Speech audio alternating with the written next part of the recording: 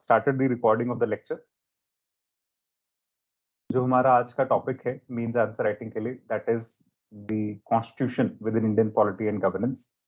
अब in this particular topic जो UPSC ने क्वेश्चंस पिछले कुछ सालों में पूछे हैं वो ज्यादातर नेचर ऑफ कॉन्स्टिट्यूशन के आसपास रिवॉल्व करते हैं.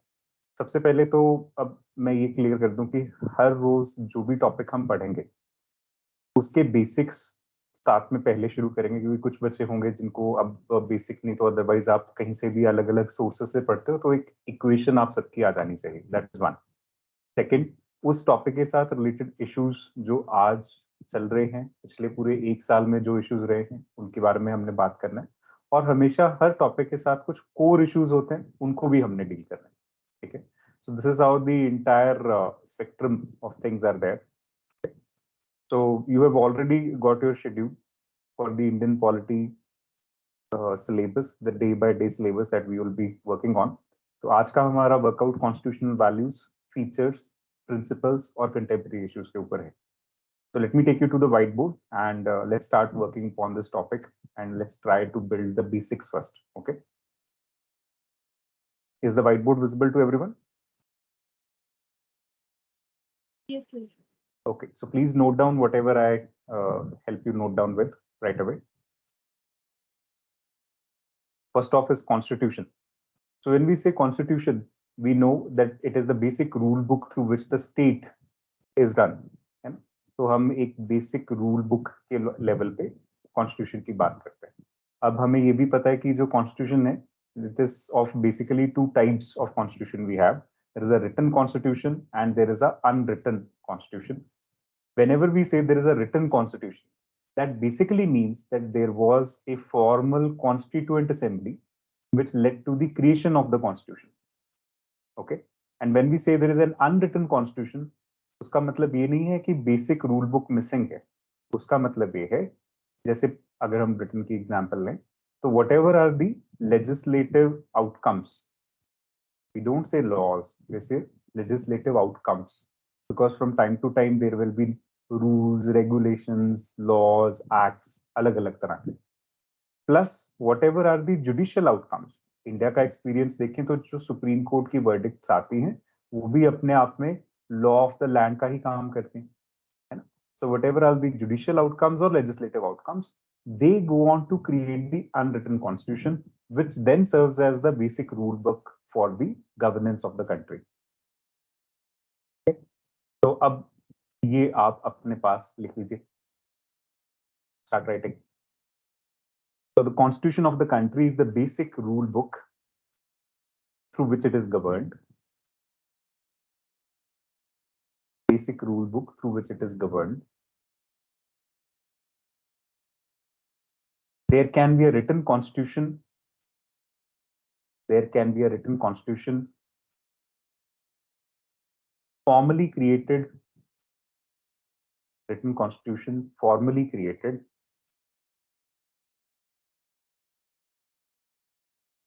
by a constituent assembly, by a constituent assembly, or an unwritten constitution, or an unwritten constitution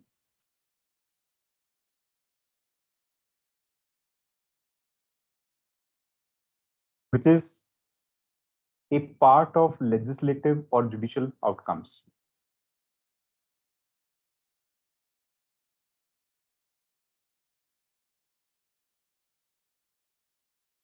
Is the part of legislative or judicial outcomes. So that is constitution. Now, when we look at it, Indian constitution, तो Indian constitution का evolution हम सब ने देखा. Evolutionary perspective. एक तो इस चीज के ऊपर यूपीएससी क्वेश्चन पूछता है, how has Indian constitution evolved so far? Okay. So whenever we talk about Indian constitution's evolution, so first matter that we look upon generally when we start talking about is the Regulating Act of 1773. जब Britishers आए तो सबसे पहले east India company को regulate करने के लिए ये पहला एक्ट आया था, और हम ये सोचते हैं कि एवोल्यूशन भी यहीं से शुरू हुआ, लेकिन ऐसा नहीं है। इंडियन कॉन्स्टिट्यूशन की वैल्यूज की जो डोमेन है, क्योंकि आपका जो टॉपिक है that is constitutional values mains के अंदर जो लिखा है, इसकी वैल्यू डोमेन तो जब से इंडिया है तब से बन रही। हमारी वैल्यू डोमेन है क्या? हमारे कॉन्स्टिट्यूशन के अंदर एक प्रियम्बल है जिसके अंदर एक बेसिक बेडरॉक ऑफ वैल्यूज दिया गया, that is justice, liberty, equality and fraternity. Now, all these value domains, they were created right from the Indus Valley civilization, if you look at it. जब से Indian civilisation चल रही है तब से value domain का एवोल्यूशन हो रहा है। तो हम ये नहीं कहते कि इंडिया के कॉन्स्टिट्यूशन की एवोल्यूशन रेगुलेटिंग एक्ट 1773 से हुई। हम ये कहते हैं the evolution started right from the civilization itself. So be very careful on this. Okay. Formally, the process began, the codification of laws and everything, that began with the coming of the British. So, अब इसमें एक point लिखे, the evolution of Indian Constitution started with the civilization itself, at the level of preambular values,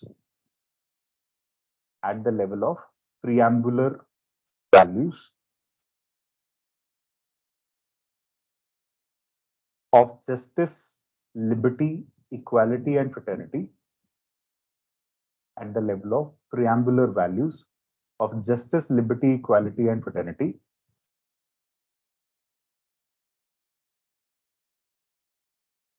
However, the codification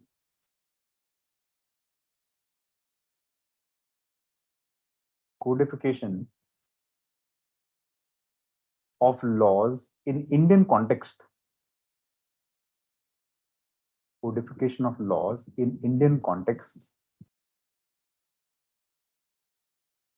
Shariah law को यहाँ include नहीं कर सकते क्योंकि वो इस्लामिक कॉन्टेक्स्ट में था और वो अरब कंट्रीज में था। मिडिवल एराज में भी शरिया लॉ आता है लेकिन हम उसको इंक्लूड नहीं करते। हम बोलते हैं codification of laws in Indian context started with the regulating act of 1773।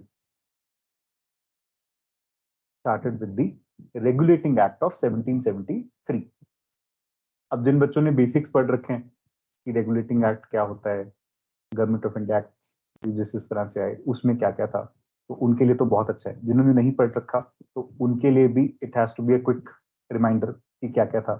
ठीक है, so therefore I shared with you the complete notes on Indian polity 2023। So in those notes you will find extracts from both Lakshmikant and the current affairs which have happened in the last 1 year. So that is the basics of that particular notebook. ठीक है, तो generally Laxmikant में कई बार बहुत सारी चीजें extra दी है जो ना हमें प्री और ना मेंस में चाहिए। ठीक है, तो ये ध्यान रखना है कि जब आप उसको पढ़ रहे हो तो नोट से ज्यादा अच्छा आप पढ़ पाओगे। तो आई मेड श्योर कि जो काम की चीजें वो हैं उसमें और जो नहीं है वो हमने छोड़ दी। Moreover, added current affairs हैं। So let's quickly go through that. अब ये हमारा कॉन्स्टिट्यूशनल एवोल्यूशन है। मीन्स आंसर राइटिंग में एक चीज का ध्यान रखना है, 250 वर्ड्स और मैक्सिमम है और 150 वर्ड मिनिमम हमारे जो आंसर राइटिंग के अंदर दो बेसिक मॉड्यूल्स आते हैं।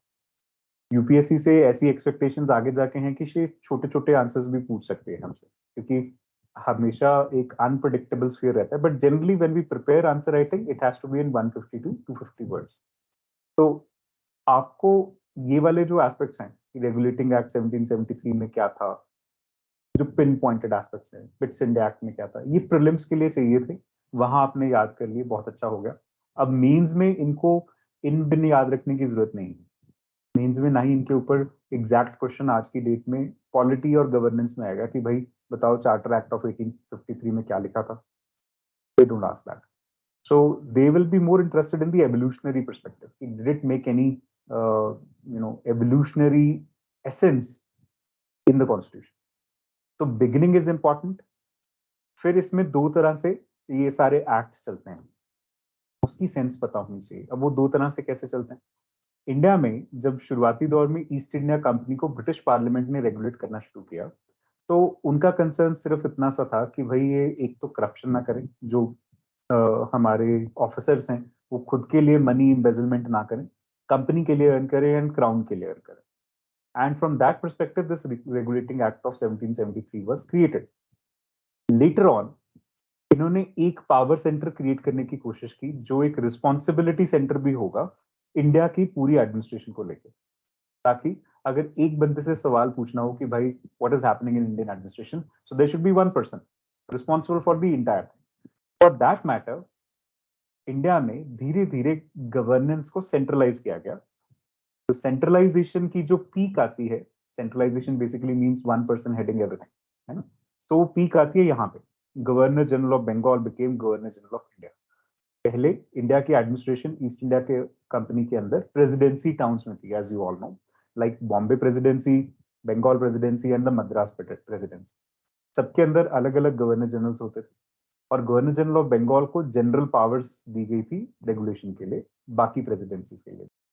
बट देन 1833 आते आते एक पीक ऑफ सेंट्रलाइजेशन आता है जब हम विलियम बेंटिक के टाइम पे governor general of India create करते हैं. देयर आफ्टर जब 1857 का रिवोल्ट होता है, then there is another transition that comes in India's governance structure that is showcased by Government of India at 1858. In that transition, essentially what they do is the company rule now lapses or is replaced by the crown rule. अब हम governor general की जगह हमारे पास vice Roy आ जाते हैं. Viceroy, the word itself means representative of the crown. Moreover, Britain के अंदर we get a secretary of state for India. So essentially, who is a cabinet minister there in the British Parliament? अब Britain के अंदर अगर किसी से question पूछना है भी इंडिया में क्या चल रहा है, तो सेक्रेटरी ऑफ स्टेट से पूछेंगे. And then it is the responsibility of secretary of state to communicate everything with the viceroy of India. So there is still centralization. It is just that the pillars of centralization are now two rather than one. Okay. So this is the second change that comes. इसके बाद धीरे धीरे decentralisation की तरफ जाना शुरू होते हैं जब काउंसिल्स बननी शुरू होते हैं.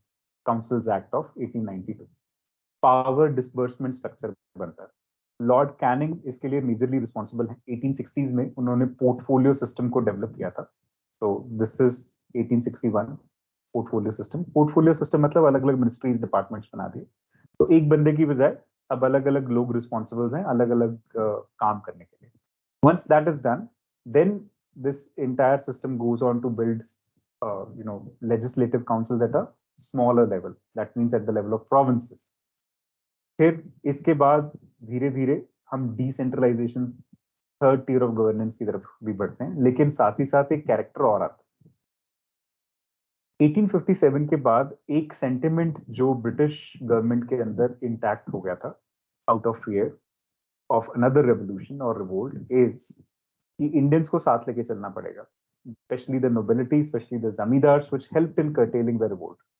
So from that point onwards, they started having this more and more representation from the nobility, Indian nobility, into the legislative council. So the Indian Councils Acts of 1861 and so on, वो ज्यादा से ज्यादा number बढ़ाते चले जाते हैं और ज्यादा से ज्यादा इंडियंस को, जमींदार्स को, नोबिलिटी को, प्रिंसेस को बीच में इंक्लूड करते चले जाते हैं. As they move one step forward, उनको अब ये लगता है कि जैसे जैसे इंडिया में जो फ्रीडम स्ट्रगल है, if you remember 1858 is the formation of Indian national Congress. Thereafter it's a moderate phase which goes on till 1905. 1905 onwards you have the extremist phase. अब इंडियन नेशनल कांग्रेस के टाइम पे भी एक तरफ 1885 में जब वो चल रही है, तो दे आर वेरी अवेयर कि इंडिया में we don't need to create a collective front which will be opposing the government. We need to break this collective front, and this becomes their special concern after the movement against the partition of Bengal in 1905, anti-partition movement या स्वदेशी movement.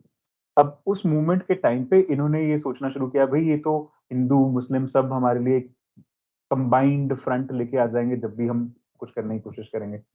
So there is a combined resistance again. They don't want to repeat the mistakes of revolt of 1857.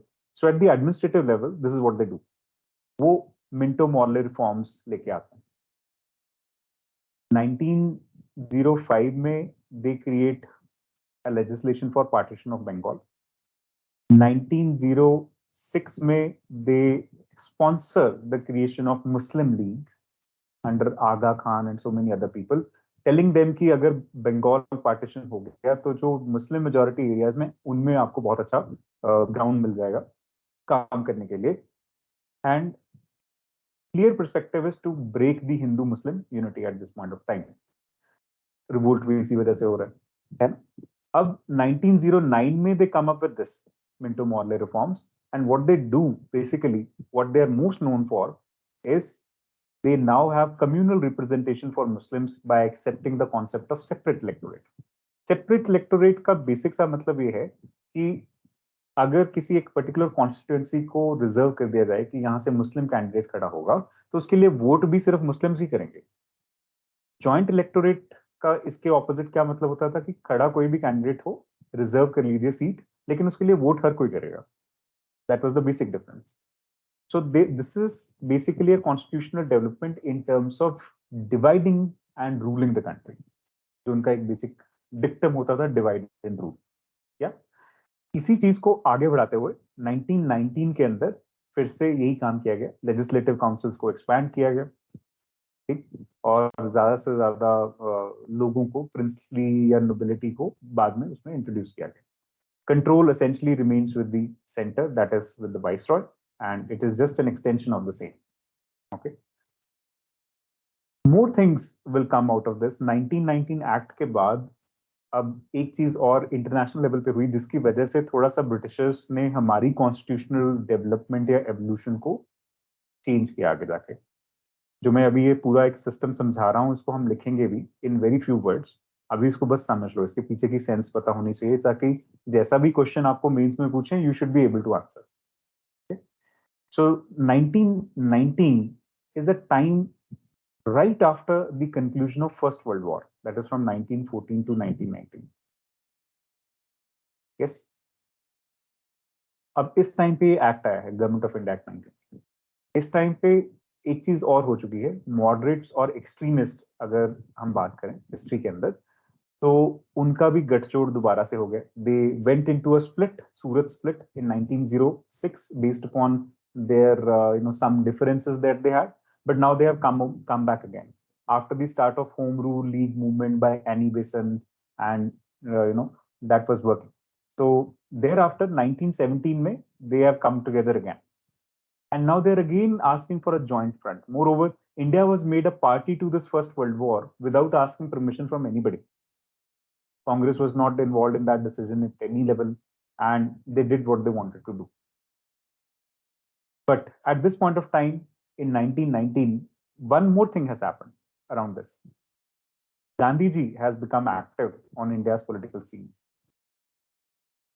Now, Gandhiji has already successfully conducted the Champaran Satyagraha, the Ahmedabad textile mill strike, and the Kheda Satyagraha. By 1917, he's done with these things. Okay, and they are successful. Now, in 1919, there is something called non-cooperation movement which starts right after the coming of this act. Why? Because everybody in the Congress, everybody who were fighting for India's freedom struggle, they were asking for more constitutional reforms in the sense that you will have Swaraj, in the sense that you will have responsible government in India. But ऐसा कुछ मिला नहीं. तो इस वजह से the non-cooperation movement started in 1990. तो ये कॉन्टेक्स्ट है जिसके अंदर ये मॉन्टेग्यू केल्मसफोर्ड रिफॉर्म आ रहे हैं. इनके अंदर एक चीज और लिखी गई थी कि अब इनको 10 साल बाद रिव्यू करेंगे. तो 10 साल बाद रिव्यू करने से पहले ही क्या हुआ कि ब्रिटेन के अंदर दो तरह की गवर्नमेंट पार्टीज उस टाइम पे चलती थी. एक होते थे लिबरल्स और एक थे कॉन्जर्वेटिव्स. अब कॉन्जर्वेटिव्स की गवर्नमेंट चल रही थी तो उनको ये लगता था because India is our most prized colony, we should not lose it, and therefore, और ये लग रहा था कि अगले इलेक्शन में they will lose it to the liberals. So in 1927 itself, that is 8 years after, they sent Simon Commission to study how this particular constitutional reform worked for India. Okay. Now, when Simon Commission lands in India, you know the entire story. कि उनको काले झंडे दिखाए गए, Simon go back, yeah. So all those things happened. But what Simon Commission did, apart from studying this entire thing, he now sees that India already has a Muslim Hindu kind of a divide which they were successful in creating. Now he comes up with another thing. He says that there are certain sections in the society which are the most disprivileged and most oppressed. These are scheduled tribes and scheduled castes. So he creates those two schedules at this point of time. And these people will then be given in the roundtable conferences a certain section that is called horizons. इन्होंने बोला हम इनको एक अलग separate electorate create करेंगे. ये बात होनी शुरू हुई. जो इसकी रिपोर्ट्स आई इनको राउंड टेबल कॉन्फ्रेंसेस के थ्रू 1930 से लेके 33 तक डिबेट किया गया, in which Bhimrao Ambedkar comes up in as for having horizons and reservation for them in a separate electorate, and Gandhiji became against this particular thing. This leads to the events of Pune Pact 1932 between Gandhiji and Ambedkar. And in that Pune Pact, they come to an agreement that, okay, we're going to have more reservation in terms of number of seats, but we're going to have joint electorate instead of separate electorate. So this is what was promised and agreed upon. Then, despite this, they could not move forward with much, and government did what it did. And that led to Government of India Act 1935, which didn't completely come into operation or enforcement because of another reason altogether, and that was the Second World War, as you know. So 1935 में आ तो गया, लेकिन 1939 से लेके 45 तक second world war का situation चला. India में इसके हिसाब से इलेक्शंस भी हुए, प्रोविंशियल गवर्नमेंट्स भी बनी, सब कुछ हुआ, बट एक ऑल इंडिया फेडरेशन या ये जो चीजें इन्होंने कहा वो नहीं बन पाई. ठीक है. Now the reason I share these notes in advance कि आप इसकी एक प्रिलिमिनरी रीडिंग लेके रखोगे आज की क्लास के लिए. जिन्होंने नहीं ली अब भी इसके बाद ले सकते हैं. ठीक है. So I am not going clause by clause into this things. You can definitely go on and read. अगर किसी को डाउट है तो पूछ सकता है. अब इस पीरियड के अंदर गवर्नमेंट ऑफ इंडिया एक्ट 1935 की टेस्टिंग इस लेवल पे हो गई कि ये एक तरह से एक फेलियर के तौर पे आया. अब इंडिया का कोऑपरेशन दोबारा से फिर चाहिए था सेकेंड वर्ल्ड वॉर के टाइम पे. So to seek that cooperation, Britishers, they had to cut certain slack to Indians also, and that's why they sent the various kinds of proposals and missions to India, essentially trying to give us the Constituent Assembly to draft our own constitution. But trouble वहां पे सबसे बड़ा क्या था, if you remember, Pakistan and India partition, and Jinnah for that matter. Now Muhammad Ali Jinnah wanted a separate state and a two-nation theory, and everything comes out कि हम एक Islamic state बनाएंगे और India was a secular country. So from that point on, एक agreement तक पहुंचे हम कि ठीक है, इंडिया अपना कॉन्स्टिट्यूएंट असेंबली बनाएगा, हम अपना कॉन्स्टिट्यूशन ड्राफ्ट करेंगे, पाकिस्तान अपना करेगा. And based upon that draft there is Indian Independence Act 1947 जो हमें इंडिपेंडेंस प्रोवाइड करता है essentially. And the draft that we created in the Constituent Assembly, that is almost 65% of the things which are in Government of India Act 1935 were carried forward. Okay, so today's constitution is a mixture, majority mixture. सबसे ज्यादा हमने अगर किसी से borrow किया तो Government of India Act 1935 से किया, and rest of the things you know from the NCERT, अलग-अलग constitution से अलग-अलग चीजें हमने pick करी. अब ये जो constitution बना, कई बार मेंस में इस तरह से क्वेश्चन आता है that Indian constitution is a bag of borrows, या इट्स अ पैच वर्क, इस तरह की स्टेटमेंट आती है. सो दो statements are just trying to be a reminder of this fact only that we borrowed a lot of things. So now I sent you one particular topic on Indian constitution जिसके अंदर आपके सारे questions हैं जो UPSC ने अभी तक पूछे या आगे पूछने के कंसर्न्स होंगे. और ये क्वेश्चंस पिछले एक साल के करंट अफेयर्स को भी साथ साथ में डील करते हैं, जो भी हमारे कॉन्स्टिट्यूशन के साथ हुआ. यूपीएससी में ना कभी भी करंट अफेयर को डायरेक्ट रेफरेंस लेके मेंस में क्वेश्चन नहीं पूछते. प्रीलिम्स में तो पूछते हैं as seen in news recently, इस तरह की हेडिंग आती है, लेकिन प्रीलिम्स में नहीं आती. ठीक है, so be very careful. So these are the questions on Indian constitution that we are dealing with now after that story. अब मैंने बहुत ज्यादा लिखवाया नहीं आपको, क्योंकि वो सारे लिखवाने वाला काम यहाँ पे है टू एन एक्सटेंट, और जो जरूरत होगी उतना उतना मैं आपको नोट करने के लिए. Okay, so first of are the critical issues in Indian constitution. So there is a table for that, क्या क्या इश्यूज हैं, उसमें क्या रिफॉर्म करना चाहिए. Then comparison of Indian constitution with the other constitutions, ये हमारा मीन्स का एक सेपरेट टॉपिक है, इसके साथ हम डील करेंगे. अब क्वेश्चंस यहाँ पे. So constitutional morality is rooted in the constitution itself and is founded on its essential facets. Explain the doctrine of constitutional morality with the help of relevant judicial decisions. ये means के questions हैं. Some of these questions are from the previous years, जो मुझे जहां relevant लगा 2022 का अगर कोई question होगा means का तो मैंने यहाँ रखा है. And the others are expected questions जो इस साल यूपीएससी के means में आने के chances रहेंगे. And they address two things. One, the core issues which are there with respect to that topic as static, and second, the dynamic. ठीक है, तो दोनों आपने साथ में लेके चलना है. कुछ बच्चे जो बिल्कुल नो वाइज हैं, जिन्होंने इससे पहले लेट से पॉलिटी भी नहीं पढ़ रखा कभी, तो डोंट वरी, सारा टेक्स्ट इधर ही है. अगर कुछ नहीं भी समझ आएगा यू कैन आस्क ऑलवेज. ठीक है, तो कुछ बच्चे जो बहुत अच्छे से पढ़ चुके हैं उनके लिए भी ये required. Okay, so now let's go to the Indian constitution. So here it is. Here are the critical issues which are to be dealt with in Indian Constitution.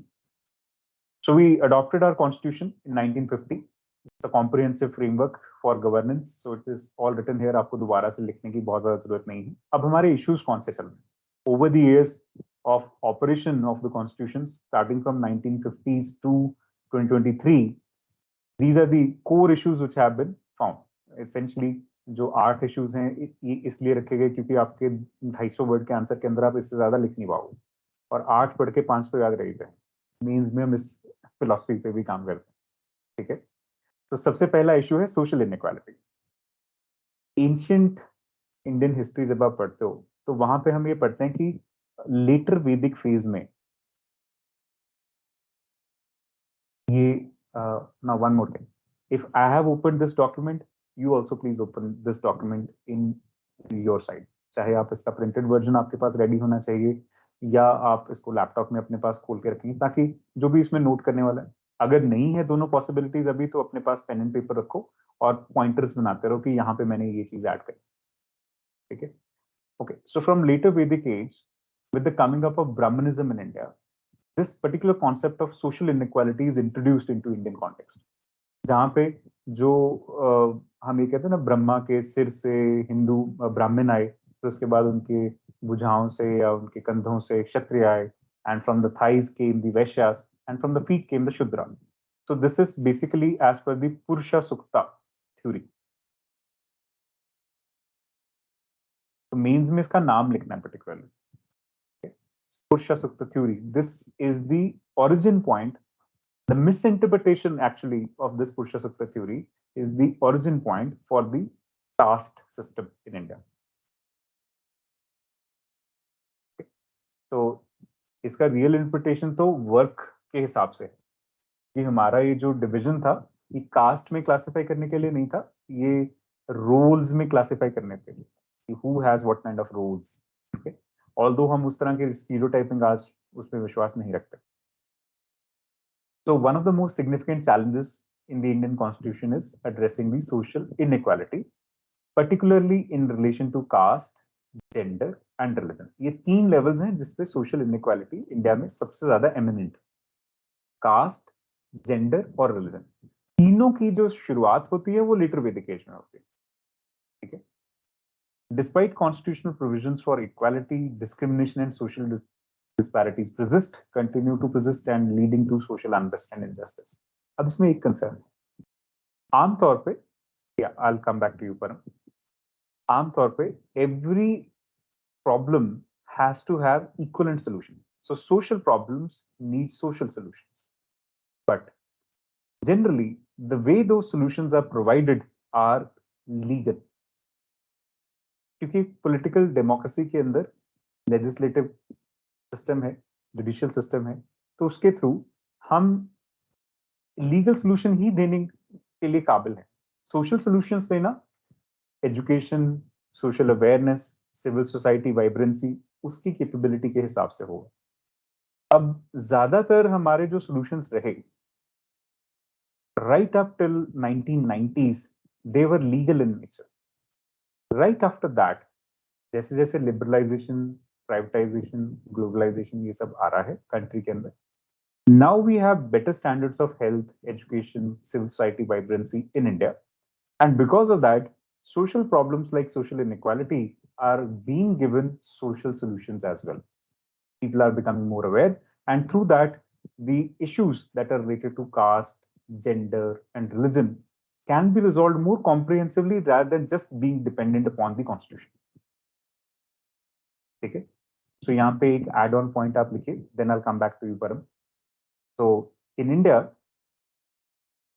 right up till 90s, social problems were being addressed through legal or political solutions. Legal or political solutions. But with the coming of LPG, liberalization, privatization, globalization,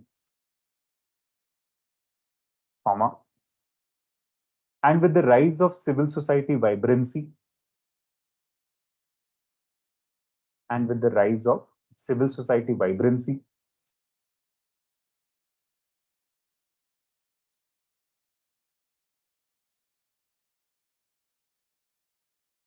now social problems are being dealt through social solutions. That is one. Hanji Par, what is your doubt? Sir doubt नहीं मेरा, just वो पुरुषु का can you please spell it correctly sir? या okay, पुरुषा सुक्ता theory, PURSHASUKTA, पुरुषा सुक्ता theory. Yeah. Is it part of a Vedic literature, sir? Yeah, it is a part of Vedic literature. Right. So prelims का result आ गया, just to tell you, all of you. So that's why you should be aware. अब class के बाद देख लेना जिन्होंने नहीं देखा हो. Till then focus. ठीक है. Fine. Now coming to religious tensions.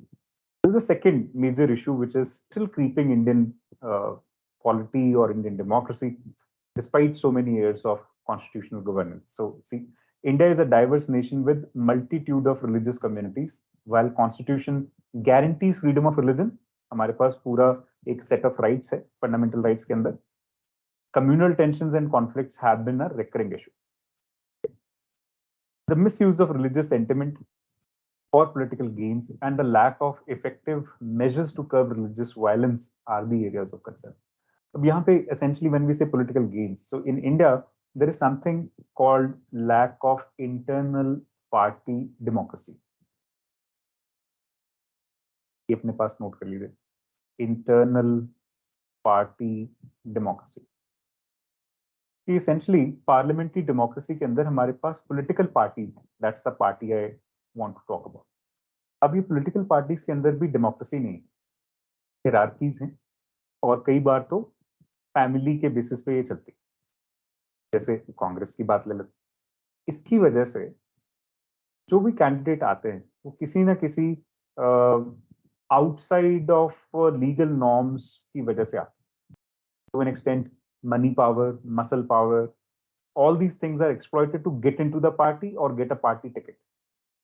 Once that happens, then essentially जब वो पॉलिटिशियन एक पैसा खर्च करके मनी पावर या मसल पावर यूज करके पार्टी में एंट्री कर रहा है, तो उसी के बेसिस पे वो काम भी करेगा. ऑब्वियसली रिटर्न ऑन इन्वेस्टमेंट तो हर जगह चाहिए. फिर अब that is one issue, major issue with India's political parties, that is lack of internal party democracy. Second major issue in India is that as far as the political parties are concerned, there is a very much of a short-sightedness. ये short-sightedness क्यों होता है? क्योंकि लोकसभा के through जब elect होके आते हैं तो 5 साल का टाइम पीरियड है और उनको लगता है बस इसमें जो कर सकते हो कर लो. So that is where political gains become paramount. And because of this, they would always want to secure their coming up in future also. So they would want to have another term and another term. And this leads to trying to create a vote bank politics.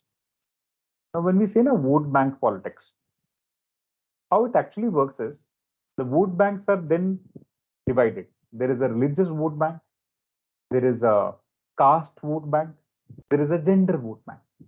ये जो मैंने ऊपर के 3 issues बताए हैं, ये तीनों के तीनों यहाँ पे चलते हैं. Gender vote bank, विमेन के लिए स्पेशल स्कीम्स आती, हम औरतों को 1000 रुपया महीना देंगे टाइप्स, ऐसी अनाउंसमेंट्स आप इलेक्शन के टाइम पे सुनते हो. Caste vote bank so they will be a particular candidate, वो बोलेगा दलित को वोट देंगे, दलित को ऊपर उठाएंगे, इस तरह से बात करेगा। ऐसी क्या जरूरत है? बाकियों को भी तो ऊपर उठाने की जरूरत है। जरूरी तो नहीं कि सिर्फ दलित को ही ऊपर उठाना है अगर आपकी कॉन्स्टिट्यूएंसी में आप खड़े हो रहे हो दलित के तौर पर। फिर religion, so inadvertently, if you go to, for example, a rally conducted by OYC, he is known for this. So there will be some talks of religion, there will be some talks of Islam, there will be some जो लहजा रहेगा ना बात करने का वही ऐसा रहेगा कि हाँ जो मुस्लिम ब्रदरहुड है वो ज्यादा अट्रैक्टेड होगा, हिंदू ब्रदरहुड नहीं होगा। और जब कोई हिंदू लीडर बात कर रहा है तो वो इस तरह से बात करेगा कि हिंदू लोग ज्यादा अट्रैक्ट होंगे। वो उस तरह के भाषण में भाषा तो नहीं यूज कर सकते because of model code of conduct, but एक कंफर्ट जोन जरूर एस्टैब्लिश करने की कोशिश करते हैं by relatable symbols like Ram, by Hanuman, things like this. Even the prime minister goes dressed very well for every occasion that he goes. If he is going to uh, address a rally in Punjab, he'll wear a pagdi. Yeah. So relatable symbols of religion. So they are used just to appease the vote bank politics. You will not say in UPSC, you have to use your words very carefully. तो यहाँ पे vote bank politics के अंदर अगर religion को mention करना है तो ये बोलना है कि relatable religious symbol are used for appeasement. ये आज भी एक कंसर्निंग इशू है। ठीक है, next is corruption and governance. See, corruption is when something is not working the way it is supposed to be working. That's when we call it as, or it has become corrupt. Okay, maybe कुछ भी है, अगर वो जिस हिसाब से काम करना चाहिए वैसा नहीं करा तो हम बोलेंगे करप्ट। अब ये मॉनेटरी एंगल से भी हो सकता है करप्शन हो, एम्बेजलमेंट ऑफ मनी। ये एडमिनिस्ट्रेटिव एंगल से भी हो सकता है कि जो काम बहुत अच्छे से एफिशिएंसी से हो सकता था उसको अननेसेसरी लटका रहे हो आप, वो भी एक तरह की करप्शन है। चाहे आप पैसे नहीं कमा रहे हो उसमें से, बट लोगों का वेस्ट तो कर ही रहे हो, टाइम, पैसा, एनर्जी सब। तीसरा, ये अपने काम की तरफ बहुत ज्यादा सत्यनिष्ठा ना होना, बहुत ज्यादा डेडिकेशन ना होना, उसका भी एक कंसर्न है। Because unless and until you give your 100% to your work, how do you expect that in a district in India we have around 600 districts, right? So 600, 700 districts. Now in these 700 districts there is a population of 1.4, 140 crore की जनता है। अब इसको अगर आप divide करेंगे, so there is about 2 crore people per district. So if one DC is not working his heart out, how is he able to solve the problems of 2 crore people in his district on an average, if we consider in India? Yeah. So this is the situation that we are facing. So corruption and governance is on every angle. It is monetary angle and non-monetary areas also. So therein we have institutions like Central Vigilance Commission, we have Lokpal, we have everything, but there is an erosion of public trust in these institutions because of corruption. Then judicial backlog and delay. Yesterday I read the news that somebody killed 10 people from a Dalit community and got imprisonment of 10 years after 42 years of the killing. The person who killed them is 92 years old now. जब उसने मारा था तो वो 50 साल का था, उसने 10 बंदों को मार दिया। अब उसको बिहार में है ये सब हुआ और 42 साल बाद उसको सजा सुनाई गई है। क्या ही फर्क पड़ेगा, अब वो बोलेगा यार अपने तो वैसे भी जाना ही था। 92 का है, and so it's like this. So there is a lot of delay, and we always come across a particular phrase in Indian judiciary that justice delayed is justice denied, and this is one of the prime examples there. Yeah. So there is an Indian judiciary faces enormous backlog of cases, resulting to delay in delivery of justice. So this issue undermines the effectiveness of the legal system and denies justice to the many citizens. Measures to streamline and expedite judicial process are crucial. So we need to have more judges, we need to have better infrastructure, we need to build in technology into judiciary, like e-courts and everything, which is already there. And apart from that, अभी judiciary के अंदर जो current affairs हुए हैं, जैसे उन्होंने नए नए systems इसमें involve किए, तो उन सब के ऊपर भी काम करेंगे जब judiciary का topic आएगा. Then protection of fundamental rights. So while Indian Constitution guarantees fundamental rights to its citizens, definite है, क्योंकि आर्टिकल 32 के अंदर आपके पास रिट जुरिस्डिक्शन भी है, जिसके थ्रू आपकी fundamental rights supreme court directly protect and promote करता है. So there have been instances where these rights have been violated, and issues such as freedom of expression, speech, privacy, right of dissent, ये सब कहीं ना कहीं छुप जाते हैं, कहीं ना कहीं ठीक से काम नहीं कर पाते. Then federalism and center-state relations. This is another area where Indian constitution is not able to work up to its best. Reason is, see, quasi-federalism is the order of the day right from the inception of the constitution. क्योंकि India में जब constitution बनाया गया तो एक secessionist tendencies थी. ये था कि इंडिया को छोड़ के स्टेट्स इंडिपेंडेंस ना डिक्लेयर करें. As you know, at the time of independence Jammu and Kashmir, Jodhpur and Hyderabad, these three states, princely states, erstwhile, did not right away join the Indian nation. So they were having either independent kind of thoughts in their mind, or they were trying to align with Pakistan. One of the two things were there. However, they were ultimately integrated into the nation. But there was always this deep concerning aspect that pre-independence India was 565 princely states plus British India. This was the picture of the pre-independence India. Now, because of that situation, 565 princely states plus British India, they wanted to create a federation with a strong center. That means the center government should always have more power with respect to the state governments. So the basic, because based upon this only, we would be able to create a strong nation state. Sentiment ये था. ठीक है. आज हमारे पास ऐसा कोई बहुत ज्यादा कंसर्न नहीं है कि हमारे पास स्टेट्स विद सेसेशनिस्ट टेंडेंसी हैं, एक्सेप्ट फॉर पंजाब में कभी नॉनसेंस ही आती है, कभी हम खालिस्तान बनाएंगे, नागालैंड में आती है नागालैंड बनाएंगे, ऐसी दो एक नॉनसेंस अभी भी आती है, लेकिन उसकी कोई खास रेलेवेंस नहीं है. ये हमने देख लिया पिछले एक साल के अंदर. ये सब चीजें होके कैसे सप्रेस होगी पता भी नहीं चला किसी को. And you know what all happened. Now it is no longer even daily news.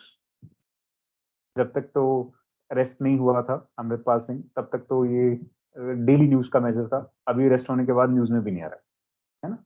So all this is happening, and now we don't have that much strong tendencies for secessionism in India, but at the same point of time we need a strong center.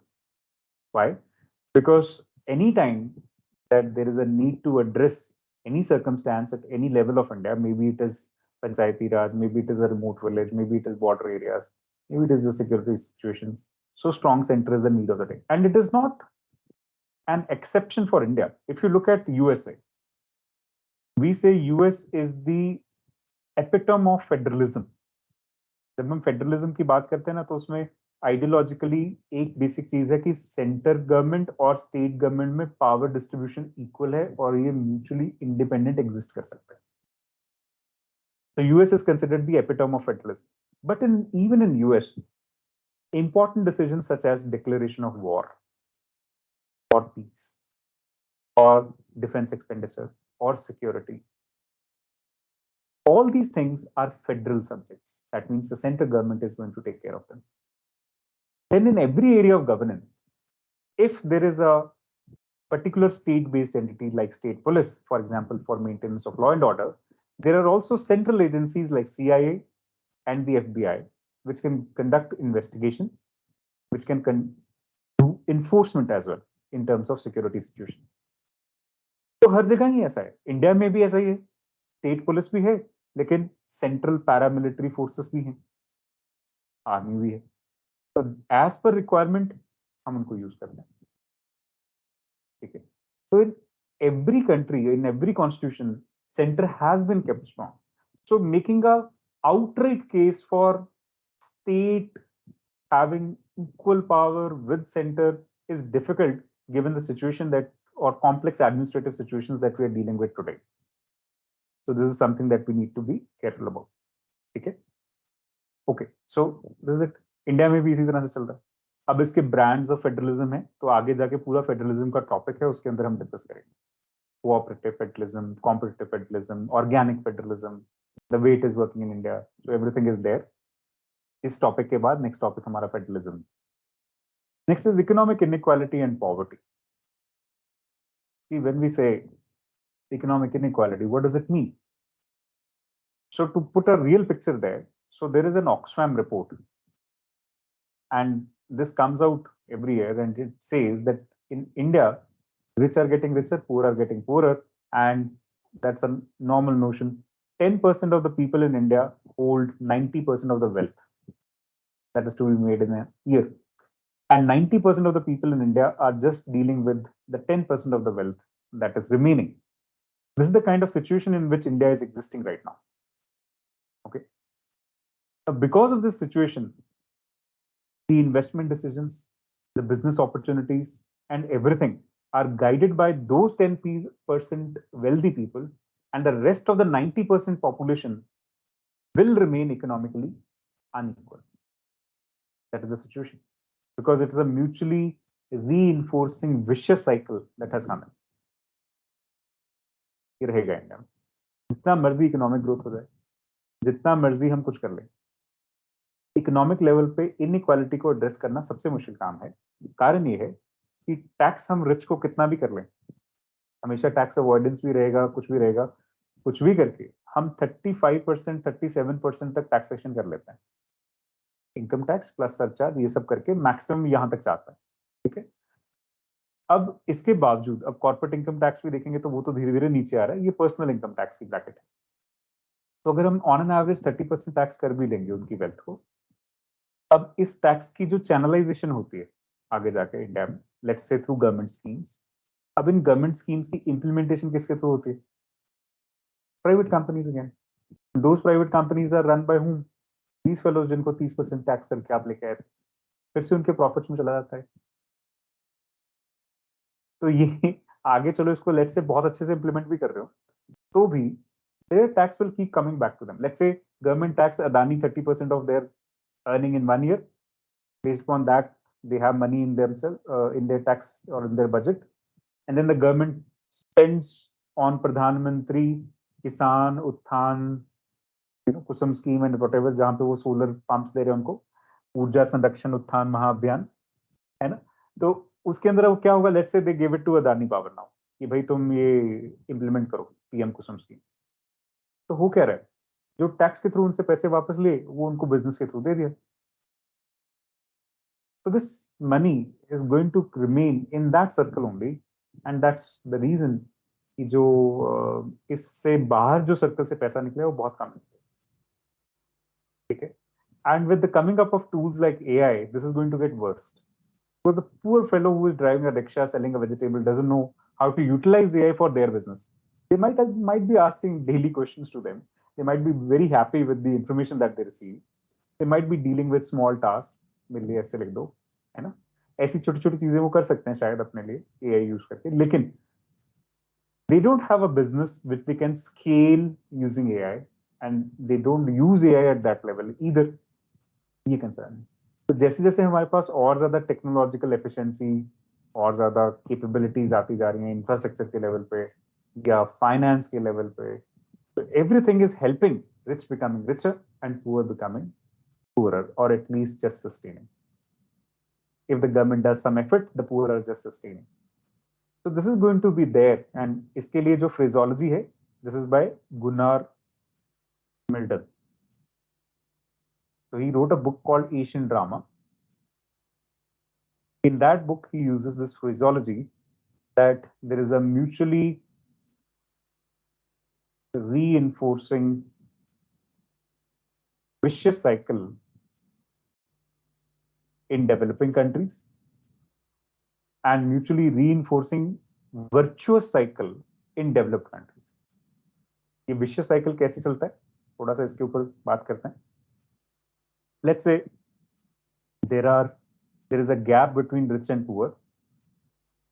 There is this gap which is then exploited by the rich and poor, and then there is also administrative corruption.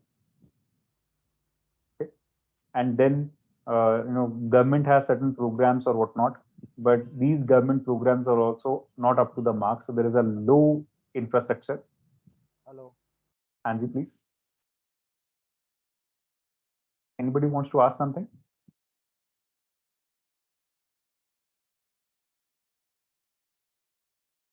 Param, Jashan?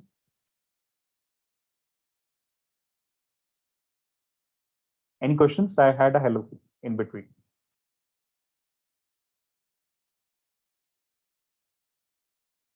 Shweta, am I audible to you? Yes, sir. Maybe.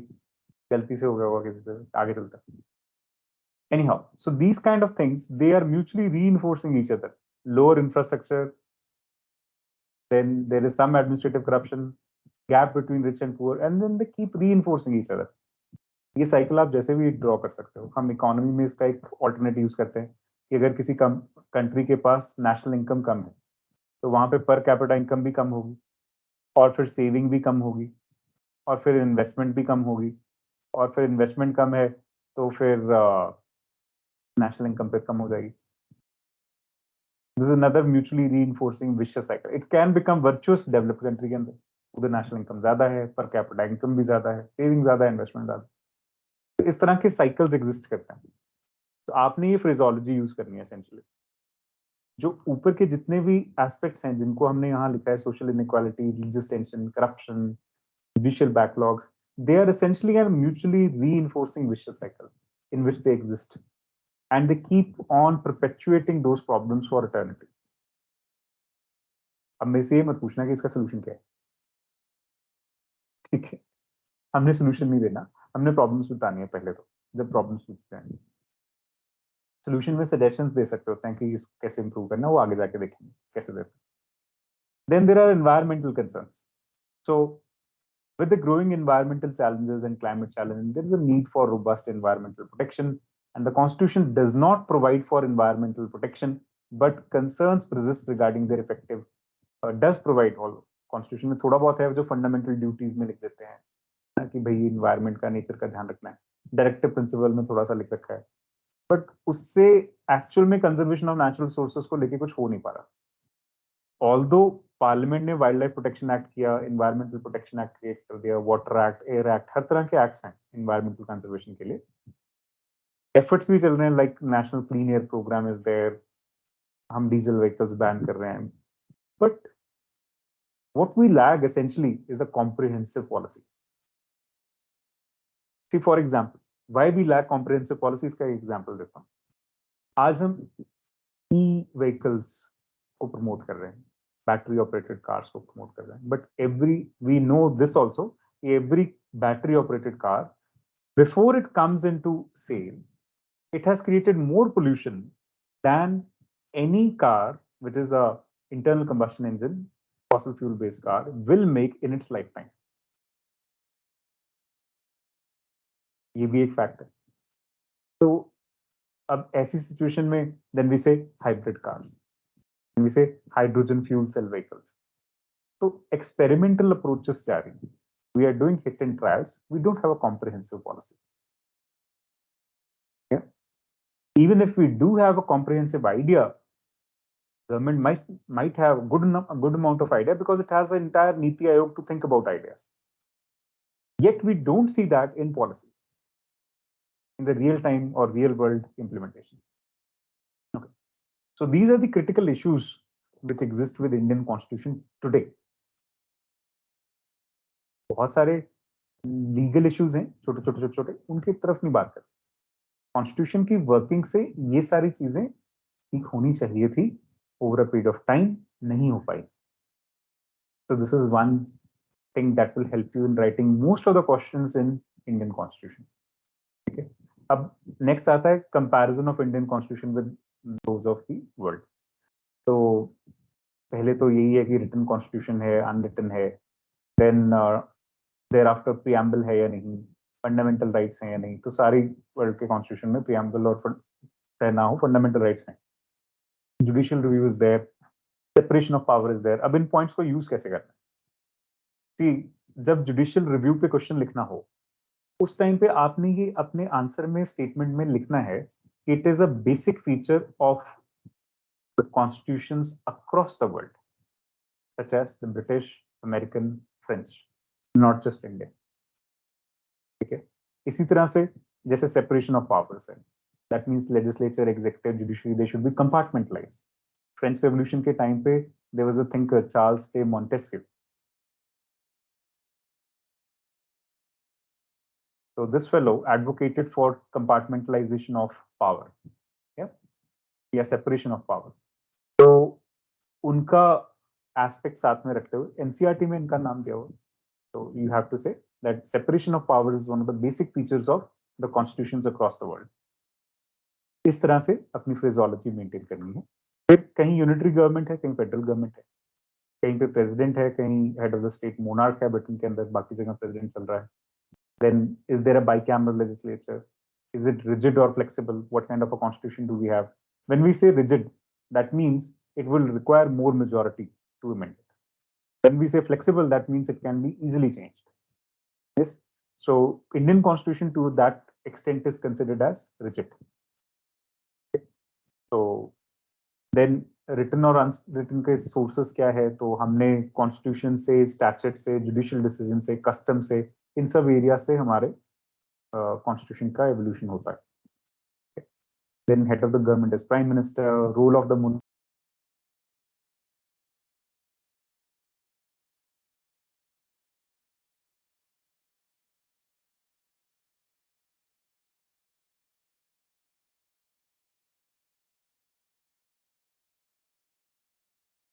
Am I audible properly?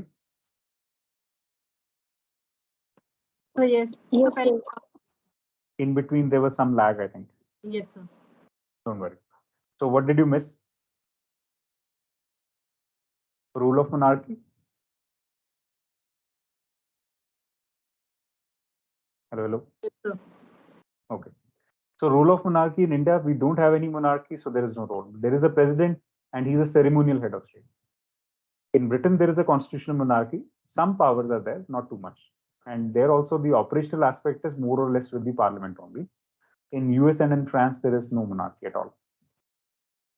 France में French revolution के बाद monarchy आने की हिम्मत नहीं हुई, और US में कभी मोनार्की थी ही. Then protection of minority rights is there as an essential feature in every constitution. तो कई बार रिजर्वेशन को लेके फॉर एग्जांपल क्वेश्चन आता है, या रिजर्वेशन को बोलने का अलग तरीका है पॉजिटिव डिस्क्रिमिनेशन, है ना. इसको लेके कोई क्वेश्चन आता है, तो तब भी हमने इसी कॉन्टेक्स्ट को रखना है कि दिस पॉजिटिव डिस्क्रिमिनेशन और reservation is also one of the basic features of the constitutions across the world. जरूरी है. What kind of electoral system is there, citizenship requirements कैसी हैं, you can just go through them once, it's not a big deal. इनके ऊपर बहुत ज्यादा questions directly नहीं आते, लेकिन बस बात इतनी सी है कि आपको ये यूज करना आना चाहिए. जब भी पेपर में पूछें, तो you should be very comfortable in trying to reproduce these things in a useful manner. जैसे सिटीजनशिप रिक्वायरमेंट है, तो इंडिया में हम जस्ट सोली के ऊपर डिपेंड करते हैं, and that is across the world. Citizenship by birth जिसको बोलते हैं, ठीक है. लेकिन एक पर्टिकुलर आर्ग्यूमेंट है, आगे जाके सिटीजनशिप के अंदर पढ़ेंगे, जहां पे जस्ट सैंग्विन को ज्यादा अभी प्रेफरेंस दे रहे हैं किसी ना किसी तरीके से. तो सैंग्विन मींस ब्लड रिलेशन. तो जैसे हमारे जो ओसीआई कार्ड बनता है, overseas citizenship of India, that is based upon just sanguine blood relation. आपके दादा पर दादा टाइप कोई ना कोई इंडिया में रहता था. तो इन चीजों से डील करने के लिए बनाया था. Then role of judiciary. So we got independent judiciary with Supreme Court as the highest authority. Britain में भी सेम है, यूएस में भी सेम है, और अमेरिका में भी सेम है. लेकिन फ्रांस में सेम. फ्रांस में एक चीज का फर्क है जुडिशरी के लेवल पे, और वो जुडिशरी में और डिस्कस करेंगे. फ्रांस में there is a system called droit administrative.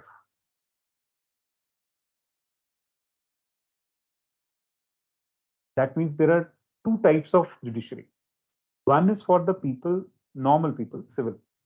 One is for the people who are in government employees. ठीक है. So इन दोनों का अगर कोई मुद्दा पड़ जाए आपस में, तो फिर there is something called as council d'état, that is called constitutional council. जो constitutional council लिखा है, इसका actual French name है council d'état. फिर ये इनके ट्रबल से रिजॉल्व करता है. So there is a civil court and there is a government kind of courts. तो ड्यूअल सिस्टम ऑफ एडमिनिस्ट्रेशन है और ड्यूअल सिस्टम ऑफ कोर्ट्स हैं. जो बाकी के जितने भी सिस्टम्स है, इंडिया, ब्रिटेन और यूएस, ये एंग्लो सैक्सन लॉ फॉलो करते हैं। कहने का मतलब single kind of courts for everybody, चाहे आप गवर्नमेंट में काम कर रहे हो चाहे आप सिविलियन। इंडिया में मिलिट्री के लिए कोर्ट मार्शल अलग से है, as per the military act, army act, air force act और नेवल एक्ट, सिर्फ डिफेंस सर्विसेज के लिए। बाकी सब सिविलियंस चाहे वो गवर्नमेंट में काम करते हैं चाहे कहीं भी काम करते हैं, they are treated under single kind of judiciary only. I hope this is clear. Yes sir. बाकी इस पे हम ज्यादा जब जुडिशरी में जाएंगे और डिस्कस करेंगे। Then the role of constitution in governance. So supreme law of the land is constitution, and the interpretation of the constitution, final interpreter kaun hai? Supreme Court. Now, governing all aspects of governance and the relationship between state and citizens. Written ke andar there are no specified constitution is there, but multiple legal sources shape governance. Essentially whatever is the legislative or judicial output. Then rest of the countries, America, France, there also constitution is supreme. Then protection of freedom of speech and expression is everywhere. Protection of right to privacy is also almost everywhere. कुछ ऐसा नहीं है कि कहीं पे नहीं है। In fact, France में तो ये आजकल बहुत strong हो रहे हैं। There are something called as GDPR or European data protection rules. So they are very much in news. We will study that. Then devolution of powers to subordinate units. So India में decentralization है, Britain में नहीं है, US में है और France में नहीं है, because this is something on which there is a variation, so be careful. Role of president in the governance. So mostly a ceremonial head in India. Britain में कोई equivalent position है नहीं, लेकिन आमतौर पे हम बोलते हैं ब्रिटिश मोनार्की, है ना? So it is like this. Then chief executive and head of state responsible for executing everything. In USA presidential form of government है, तो वहां पे वही सारा कुछ करते हैं। फ्रांस में भी presidential form of government है। Okay. Then protection of socio-economic rights. So there are specific provisions through directive principles of state policy in Indian Constitution for socio-economic rights. For fundamental rights, there is that is the political rights को या political policy को आगे बढ़ाने के लिए है, और directive principles of state policy social equality को ध्यान में रख के किया गया या economic equality को ध्यान में रख के किया गया। ठीक, बाकी कंट्रीज में उसके लिए कोई स्पेसिफिक प्रोविजंस नहीं, सिर्फ इंडिया में, and these we drew from Ireland. तो एसेंशियली हम ये कह सकते हैं कि आयरलैंड में भी या आयरिश कॉन्स्टिट्यूशन के अंदर भी है, लेकिन अमेरिकन, फ्रांस या ब्रिटिश कॉन्स्टिट्यूशन के अंदर इसका कोई पैरेलल्स हमें नहीं दिखता। सो दिस इज इट। अब बेसिक इश्यूज हमारे हो गए, हमारे कंपैरिजंस हो गए। अब हम क्वेश्चन आंसर्स पे जा रहे हैं one by one, and the way basically we will be dealing with them is we will be discussing each and every question. During that discussion, I'll be giving you some extra points also, so you should note them alongside. Okay, ये questions basically किस चीज को represent करते हैं? So there is a core and there can be a peripheral topic associated with that. ठीक है, अब core को address हमने किया है, कोशिश ये है कि उस core को हम address कर दें as much as possible. जो peripheral topics हैं, current में कुछ चल रहा है या इसकी कनेक्शन कहीं ना कहीं हमारे सोशल एस्पेक्ट पे है या इंटरनेशनल एस्पेक्ट पे है, वो हम एड ऑन यहाँ पे करते रहें। I hope that is clear. Hello, yes sir. Yes sir. चलिए आगे बढ़ते हैं। So constitutional morality is rooted in constitution itself and it's founded on its essential facets. Explain the doctrine of constitutional morality with the help of relevant judicial decisions. अब ये UPSC type question है। अब देखिए, so constitutional morality is defined as the adherence to the principle of constitution values. Morality essentially क्या है? हमारे जो भी values हैं, principles हैं, उनके साथ हम एक राब्ता रखें, उनके हिसाब से चलें। That is morality. Here we have established constitutional principles and values. उनके हिसाब से जब काम करेंगे, that is constitutional morality. It includes commitment to inclusive and democratic political process. According to Dr. Ambedkar, the concept of constitutional morality implied harmonious interaction between governing and the governed. It is always good to give a context like this. अगर आपको कहीं पे किसी का coat याद रह जाए, तो ये आपने साथ में रख के चलना है, ठीक है? Okay, Now I have mentioned this body confusion etc आपको obviously नहीं mention करने, ये सिर्फ आपको समझाने के लिए. So the term constitutional morality is not found in the constitution. Nevertheless, it is rooted in the various facets of the constitution, such as in the preamble, fundamental rights, fundamental duties, and directive principles of state policy. ये जो aspects है ना हमारे constitution के, इनको हम बोलते हैं value aspects. और जो दूसरे एस्पेक्ट्स हैं जहां पे union executive, state executive, judiciary ये सारे दिए गए हैं, उनको बोलते हैं फैक्ट एस्पेक्ट्स. ठीक है. सो सारा जो वैल्यू लोड है वो इन चैप्टर्स के थ्रू कैरी होता है. Preamble, fundamental rights, fundamental duties and directive principles, they shape the entire value spectrum of the constitution. So whenever you talk about constitutional morality, values etcetera, इनके बारे में बात करेंगे. Okay. Now, the doctrine of constitutional morality safeguards and upholds the enforcement of rule of law in the country. Basically, when we say rule of law, तो यहाँ पे एक British political theorist थे back in the day, A.V. Dicey. इन्होंने इनकी conceptualisation किया था. लक्ष्मीकांत के अंदर भी इनका मेंशन है. इसके अंदर ये बेसिकली दो बातें बोलते हैं. First is everyone should be subject to same set of laws,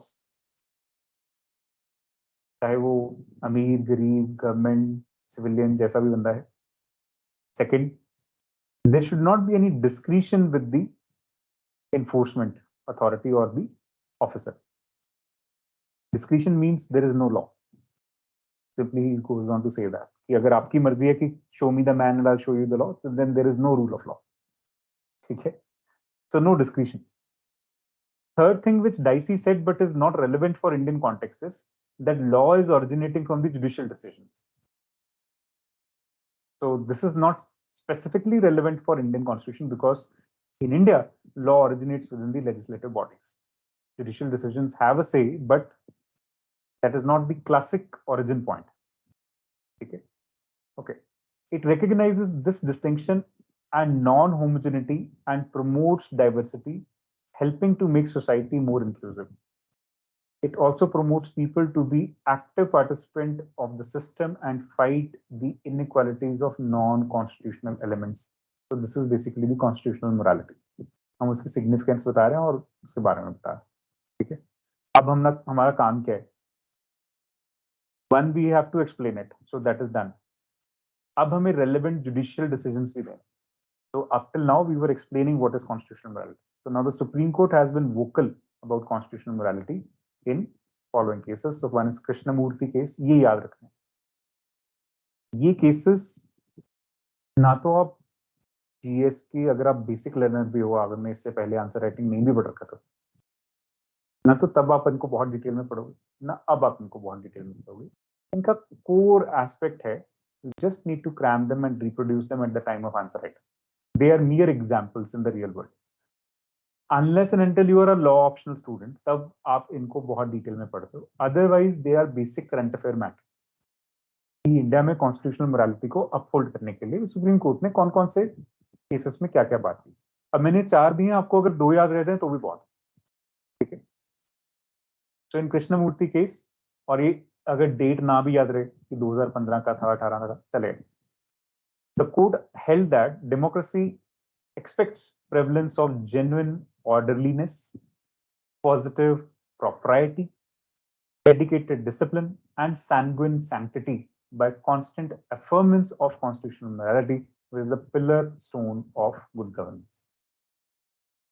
देखिए, डेमोक्रेसी की जब बात होती है ना, डेमोक्रेसी 2 तरह से चलता है. ये लिख लीजिए अपने पास. एक है प्रोसीडरल डेमोक्रेसी और एक है सब्सटैंटिव डेमोक्रेसी. Procedural democracy कहने का मतलब people have right to vote, there are timely elections, there is a peaceful transfer of power. This is procedural democracy. Substantive democracy is that there are justice, liberty, equality, and fraternity in the country. That is substantive democracy. And किस तरह की justice है वो आपके preamble में, किस तरह की liberty है, किस तरह की इक्वालिटी है, वो सब प्रियम्बल में लिखा. Justice, social, economic and political लिखा है ना, वो word. So that is substantive democracy. It is explained in the preamble.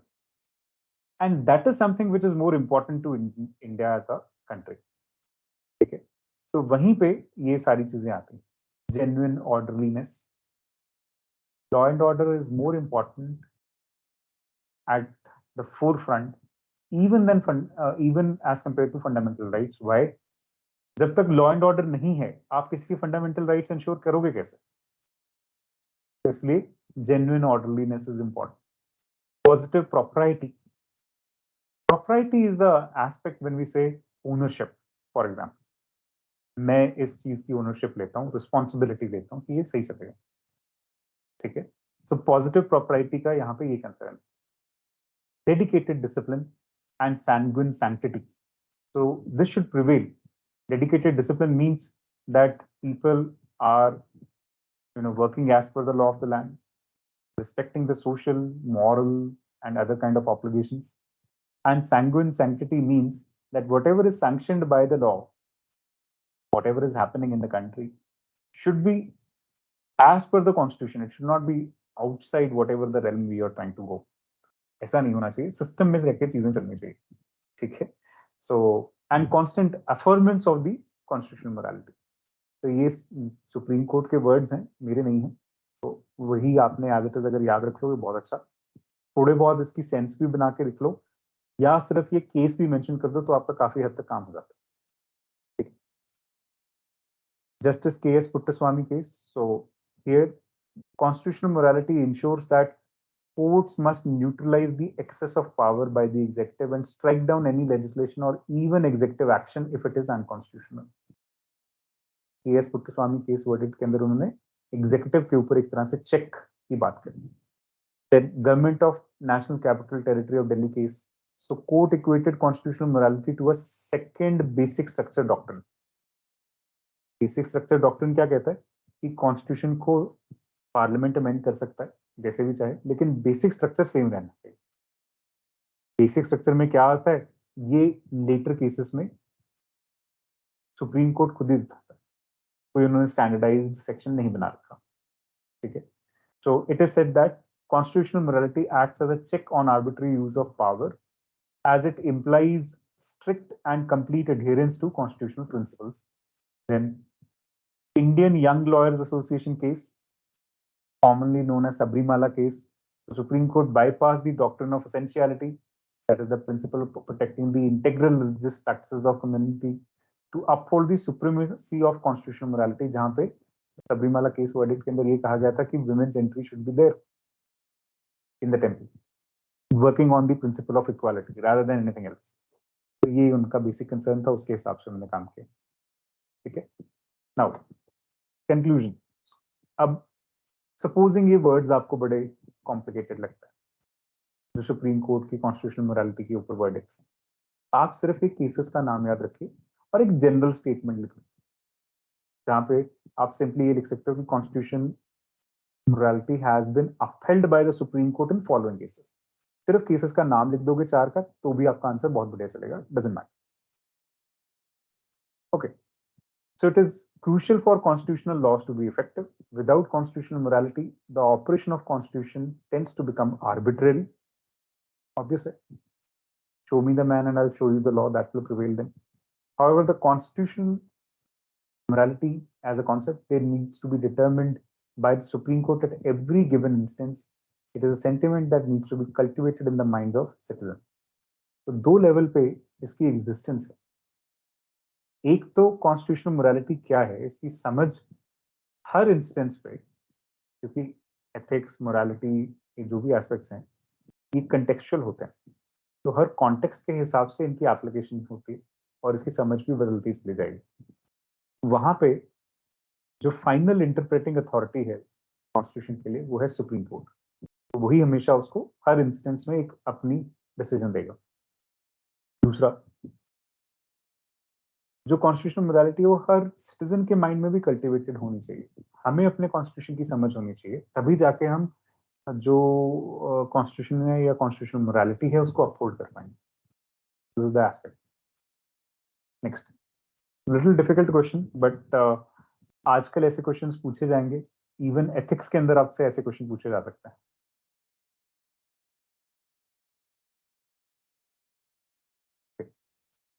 So how does the doctrine of separation of powers reduce the possibility of arbitrary action by the government in India? Gives examples to illustrate your answer. So basically doctrine of separation of power इसके बारे में बात करती है कि legislature, executive और judicial powers अलग अलग अथॉरिटी के अंदर होनी चाहिए. पहले अगर आप एंशिएंट मिडिवल हिस्ट्री देखते हो तो किंग इज द रिपोजिटरी और fountain head of everything, whether it is judicial, legislature or the executive power. But as per the ideas first propagated in the French Revolution by French philosopher Montesquieu, so in his book The Spirit of the Laws, published in 1748, he argued that the power of the government should be divided into three branches: legislative, executive और judicial. ये water tight compartmentalisation तो नहीं possible हो पाता कि बिल्कुल ही अलग हो जाए. जैसे इंडिया में देखा जाए तो लेजिस्लेचर और एग्जीक्यूटिव दोनों इकट्ठे कोएग्जिस्ट ही करते हैं लोकसभा के अंदर. Council of ministers headed by the prime minister भी लोकसभा में बैठा है, कुछ बंदे राज्यसभा से भी हो सकते हैं, है ना. और लॉ भी बनाने का जो सिस्टम है लेजिस्लेचर का, तो वो भी इधर ही. So as this concept would prevent any one branch from becoming too powerful and ensure that the government is accountable to the people. तो यही क्वेश्चन था. अब हमने इसके लिए एग्जांपल्स देनी है, हमारा काम ये, ठीक है. The Constitution of India came into effect in 1950, lays out in the framework in Article 50 of the Indian Constitution, which provides the separation of power. It divides the powers of the government into three branches. तो article 50 यहाँ पे याद रखना जरूरी है. Legislature, executive and judicial. जब prelims के लिए लक्ष्मीकांत पढ़ते हैं ना तो आर्टिकल 50 पे इतना एम्फेसिस नहीं होता, मीन्स में जरूरी है. The legislative branch is responsible for making laws, executive for implementation of laws and policies, and judicial for interpreting the laws and settling disputes. तो ये रिस्पॉन्सिबिलिटी क्लियर हो गई. अब ये देना क्यों जरूरी है? क्योंकि यहाँ पूछा how does the doctrine of separation of powers reduce the possibility of arbitrary action by the government of India? जब ये डायरेक्टिव होता है ना क्वेश्चन के अंदर हाउ, इसमें प्रोसेस बताना जरूरी होता है. Another thing I'll try to teach you today is, पहले भी आप में से कुछ लोगों को पता है, हर क्वेश्चन के अंदर तीन parts: directive, keyword and context. लिख लीजिए अपने पास जिनको नहीं मालूम. Directive is how the information should flow in the answer. आप जब आंसर लिखोगे उसमें इंफॉर्मेशन किस तरह से लिखनी है उसके बारे में बात की गई है. Keyword is about what the information should flow in the answer, and context is in what background the information should flow in the answer. ठीक है. तो किसके बारे में बात करनी है? कीवर्ड के बारे में बात करनी है, या की फ्रेज के बारे में बात करनी है, इस बैकग्राउंड में बात करनी है, और इस तरह से बात करनी है. ये तीन चीजें होते हैं. अब डायरेक्टिव हियर इज हाउ. ठीक है. How does the doctrine of separation of power reduce the possibility of arbitrary action by the government of India? अब इसमें कीवर्ड क्या है या की फ्रेज क्या है? reduce the possibility of arbitrary action. Focus has to be on arbitrary action and reducing its possibility. ठीक है. एंड कॉन्टेक्स्ट क्या है? Government in India. तो इंडियन कॉन्स्टिट्यूशन के बैकग्राउंड में लिखनी. तो हमने कॉन्सेप्ट बता दिया, फिर उसका ये बता दिया कि भाई ये लेजिस्लेचर, एग्जीक्यूटिव और जुडिशरी को अलग अलग रखना है.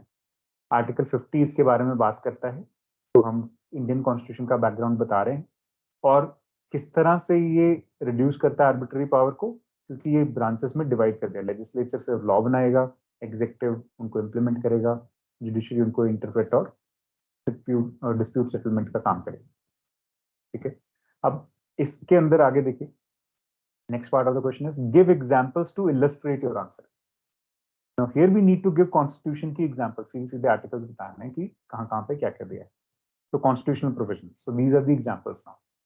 So Article 121, it says, provides for separation of powers between legislature and the executive, stating that there shall be no discussion in the legislature of the conduct of any judge of the Supreme Court or High Court in the discharge of his duty. This ensures that legislature does not interfere in the working of judiciary, and the judiciary can carry out its work without fear of retaliation. Okay. Then Article 74. So it says, there shall be a council of ministers headed by the prime minister at the head to aid and advise the president, who shall in the exercise of his functions act in accordance with such an advice. This means that the executive branch headed by the prime minister is responsible for carrying out laws and policies of the government, while the legislature, made up of president, elected parliamentarians, and the council of ministers, is responsible for framing the laws. So clarity है legislature और executive के बीच में. Then separation of powers in India is not absolute. We हमने कहा, as there is some overlap and interdependence between the branches. For example, executive branch can make recommendations to the legislative branch for the creation of new laws. जैसे Information Technology Act या कल को AI को लेके हम कोई नई law बनाते, तो उसके लिए गवर्नमेंट ही रिस्पेक्टिव मिनिस्ट्री को एक लेटर लिखेगा, भाई इसके ऊपर लॉ चाहिए, देखो जरा कैसे करते हो. ठीक है. Then additionally, the judicial branch can review the actions of the executive and the legislative branch. Article 32 के अधीन और Article 13 के दो तरह से. Article 13 in Indian Constitution provides for judicial review. लिखना चाहो तो Article 13 की example लिख सकते हो, है ना? And Article 32 provides for writ jurisdiction. So through both these articles, the judiciary can directly intervene into the actions of legislature and the executive. They can either check an executive action and they can also check the legislative action. Further, one drawback of Indian government is interconnectedness of legislature and executive. जैसे हमने बोला कि दोनों ही parliament में exist कर रहे हैं. Council of ministers दोनों तरफ ही है. काउंसिल ऑफ मिनिस्टर्स एग्जीक्यूटिव को कैसे देखते हैं, एक पॉलिटिकल एक administrative. So political executive is council of ministers headed by the prime minister, and that same council of ministers is also a lawmaking body. And if there is a majority kind of a government like it is now, so it's very easy for them to get the bills passed in the legislature the way they want. अगर लोकसभा में उनके number strong है, राज्यसभा में भी number strong है, government में भी वही है, तो फिर उनके लिए अपने हिसाब से लॉ बनाना बड़ा आसान है. The doctrine of separation of power reduces the possibility of arbitration action by the government. It keeps checks and balances. There is an aspect of accountability, and there is independence in judiciary. Okay. So separation of power creates a system of checks and balances when each branch of government has power to limit the actions of the other branch. जैसे judiciary can check the legislature, जैसे हमने ऊपर देखा. ठीक है. ये extra explanation है एक तरह से. आपका आंसर तो यहाँ तक ही आ जाता है, खत्म हो जाता है एक तरह से. This is an extra explanation of the same. Then accountability, so each branch is accountable. जैसे executive है तो हमें लिखते हैं ना कि the government is responsible and to the lower house. In fact, the executive is responsible to the Lok Sabha. वहां पे उनको आंसर करना पड़ता है. क्वेश्चन आवर है, उसके अंदर जो ऑपोजिशन बेंचेस हैं उनको पूछ सकते हैं भाई तुमने ये काम ऐसे क्यों किया. That is there. फिर जुडिशरी भी उनको चेक एंड बैलेंस में रख सकता है. Then independence of judiciary is crucial in ensuring that the government does not take arbitrary action. तो ये भी हमने देखा. इसके कुछ एग्जांपल्स हैं. So the case of Keshav Nanda Bharati versus Union of India 1973. In this, Supreme Court held that the power of Parliament to amend the Constitution is not absolute, and that it cannot be used to destroy the basic structure of Constitution. इसी को basic structure doctrine भी बोलते हैं. ठीक है. Then SR Bombay versus Union of India case. So Supreme Court held that the president's power to dismiss the state government is not absolute, and it can be exercised only on the basis of material provided by the government. Moreover, इसको भी judicial review का part बनाया गया. SR Bombay case के अंदर उन्होंने बोला कि प्रेसिडेंट अगर किसी स्टेट गवर्नमेंट के अंदर स्टेट इमरजेंसी या प्रेसिडेंट रूल लगाते हैं, तो वो क्यों लगाया गया, उसके लिए मटेरियल एविडेंस क्या था, that is subject to judicial review. नहीं तो स्टेट इमरजेंसी एक नॉर्मल सी चीज हो गई थी इंडिया में। So the separation of power creates a system of checks and balances where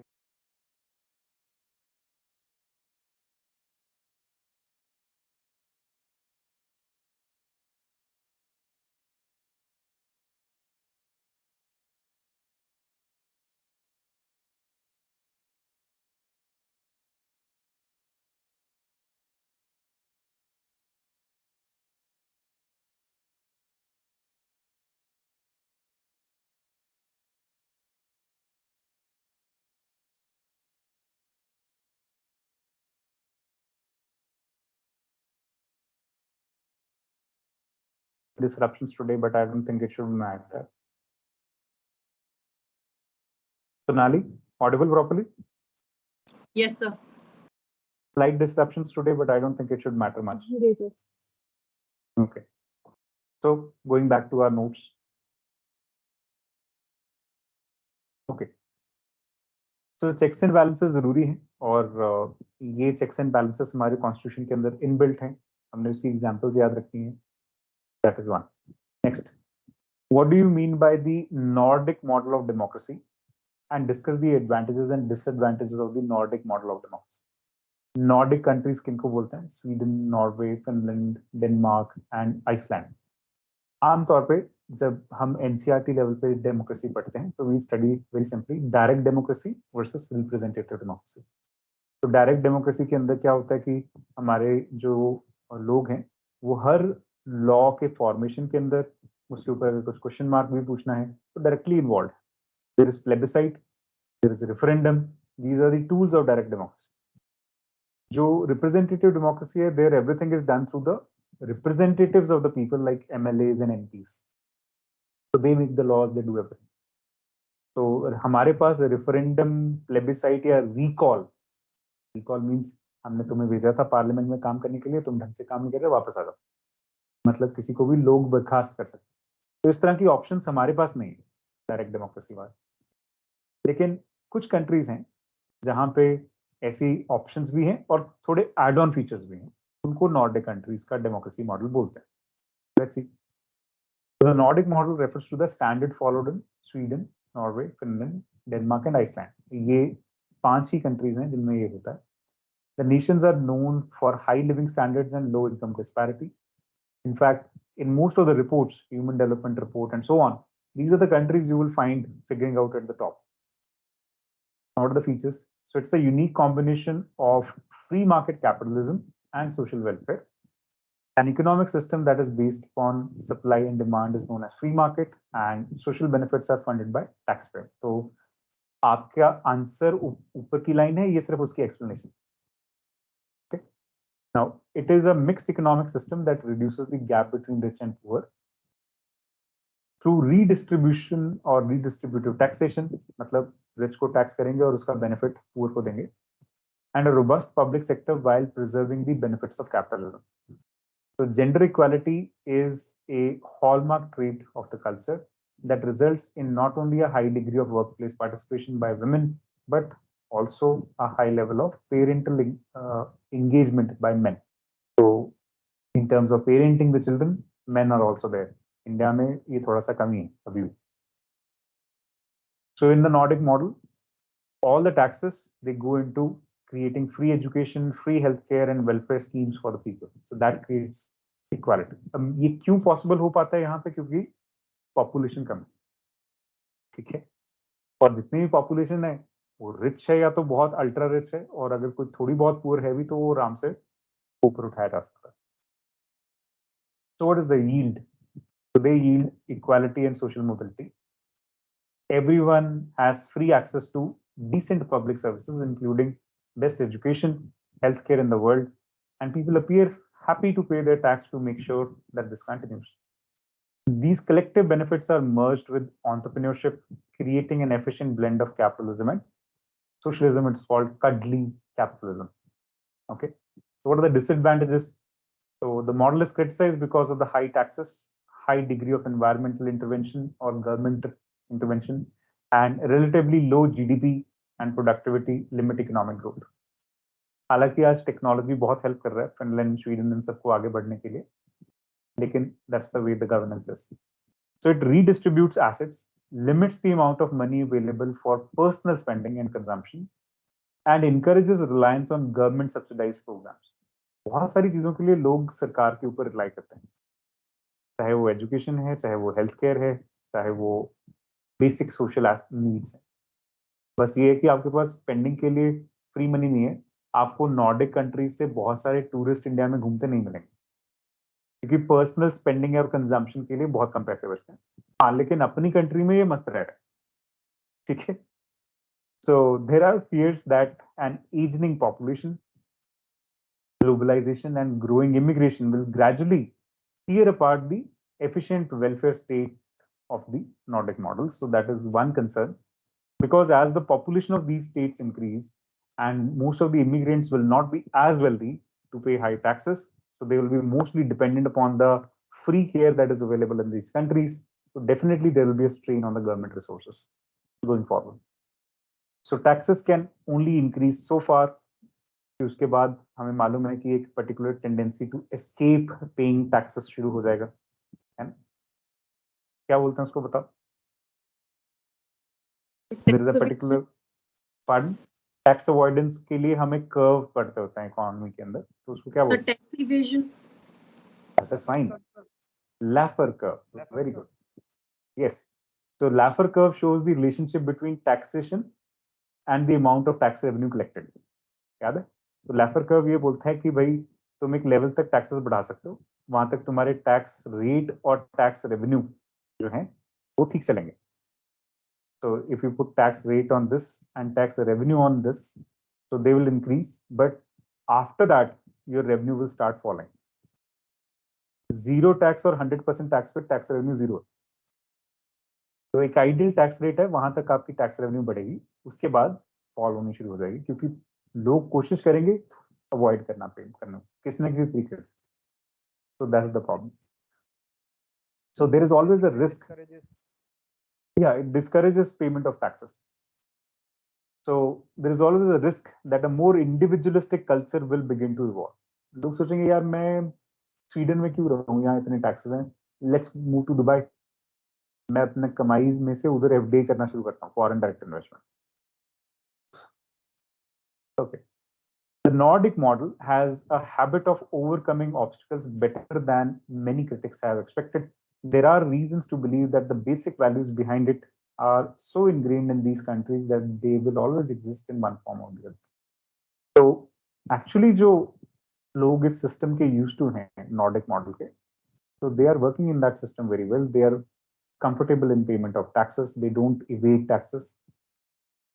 But there is a concerning thing कि with immigration, with a lot of immigrants landing, with the increasing gap between rich and poor, there is going to be more and more strain upon the free education, free healthcare, free other kind of programs made available by the government, and then that will then have to strain the government in terms of its tax capacity. तो ये Nordic model की evolving reality है. तो ये news में था, उसके हिसाब से क्वेश्चन बन गया. Then, what are the key features and significant provisions of the Indian Constitution which encourage unity and diversity in the Indian society? अब ये क्वेश्चन की ना रीमॉडलिंग बड़ी तरह से हो सकती है. यूनिटी इन डाइवर्सिटी की जगह पे मैं और क्या क्या लिख सकता हूं? I can say peace, I can say democracy, I can say equality. कुछ भी एक कॉन्स्टिट्यूशनल वैल्यू या कुछ भी एक पॉलिटिकल रिक्वायरमेंट या good governance, whatever I can put anything. कोई भी किसी भी तरह से इस क्वेश्चन को मोल्ड किया जा सकता है. देखो एक चीज जो यूपीएससी में ना या कहीं पे भी मेंस आंसर राइटिंग के लिए जो चाहिए वो ये कि हम पढ़े कम और हमें वो अप्लाई करना आता हो. वेरियस कॉन्टेक्स्ट में थोड़ा थोड़ा चेंज करके हम उसको अप्लाई कर पाए. तो बेसिक स्ट्रक्चर जो है आंसर का वो वैसा ही रहेगा। बात किस बल पे करनी है अब यहाँ पे करना ना, भाई ऐसे कौन से फीचर्स या प्रोविजंस हैं कॉन्स्टिट्यूशन के जो कुछ एक अच्छी चीज को आगे बढ़ावा देते हैं। वो अच्छी चीज क्या हो सकती है? Unity in diversity, good governance, peace, democracy, equality, justice, liberty, whatever.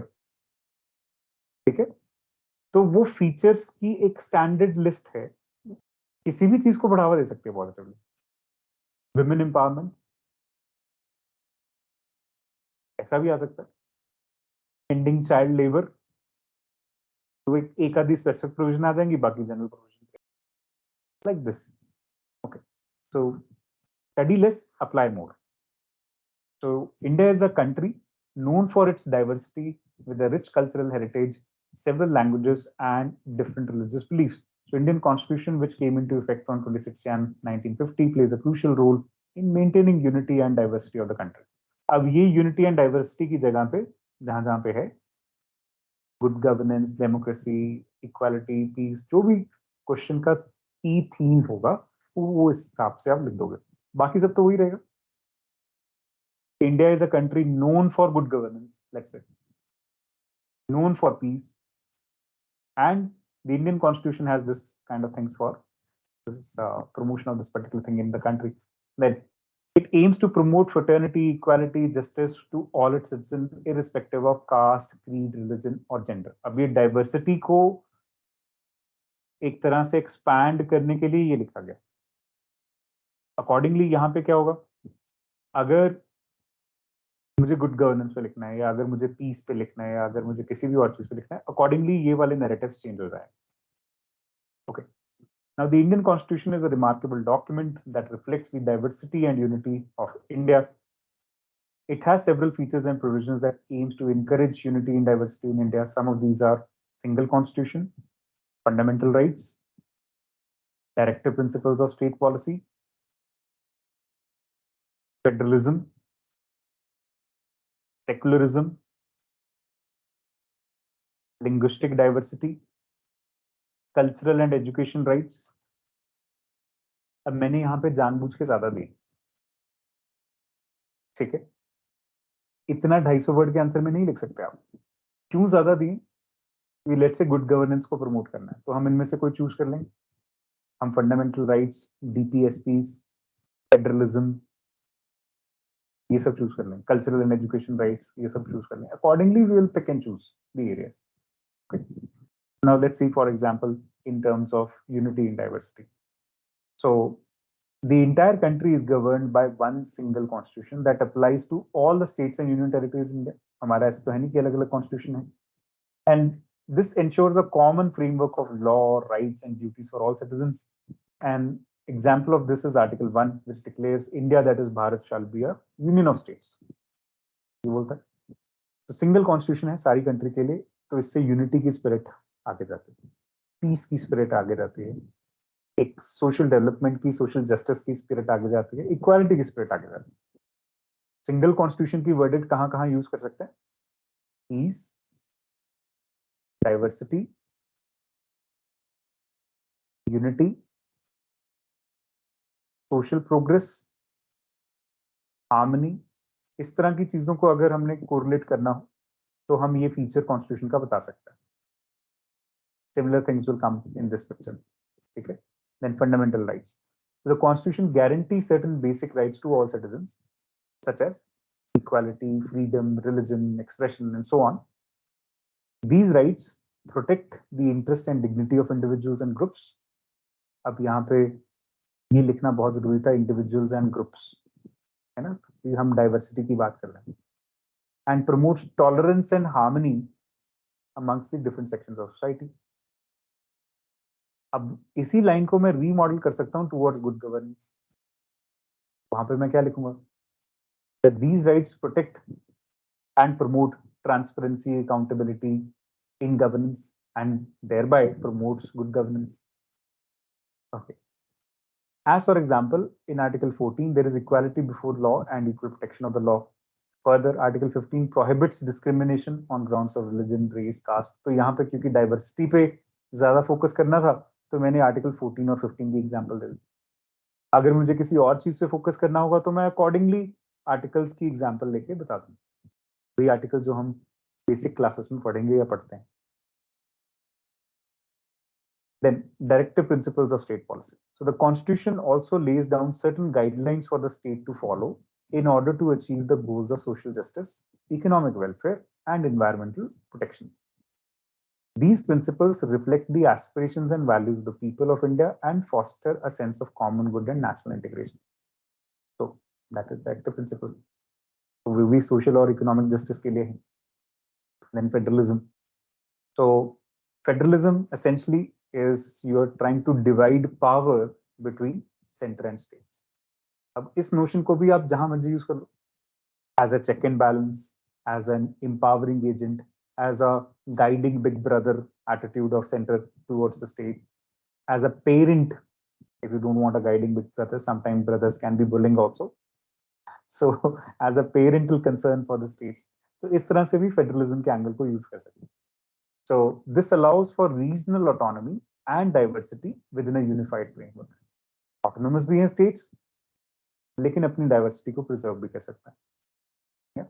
So it provides for a mechanism to resolve disputes between different levels of government, such as interstate councils, finance commissions, and even the Supreme Court for that matter, because ये उसकी original jurisdiction में आता है. Any disputes between the center and the states or between two states, it is one of the original jurisdictions of Supreme Court, और सिर्फ Supreme Court ही ऐसे cases को try कर सकता है.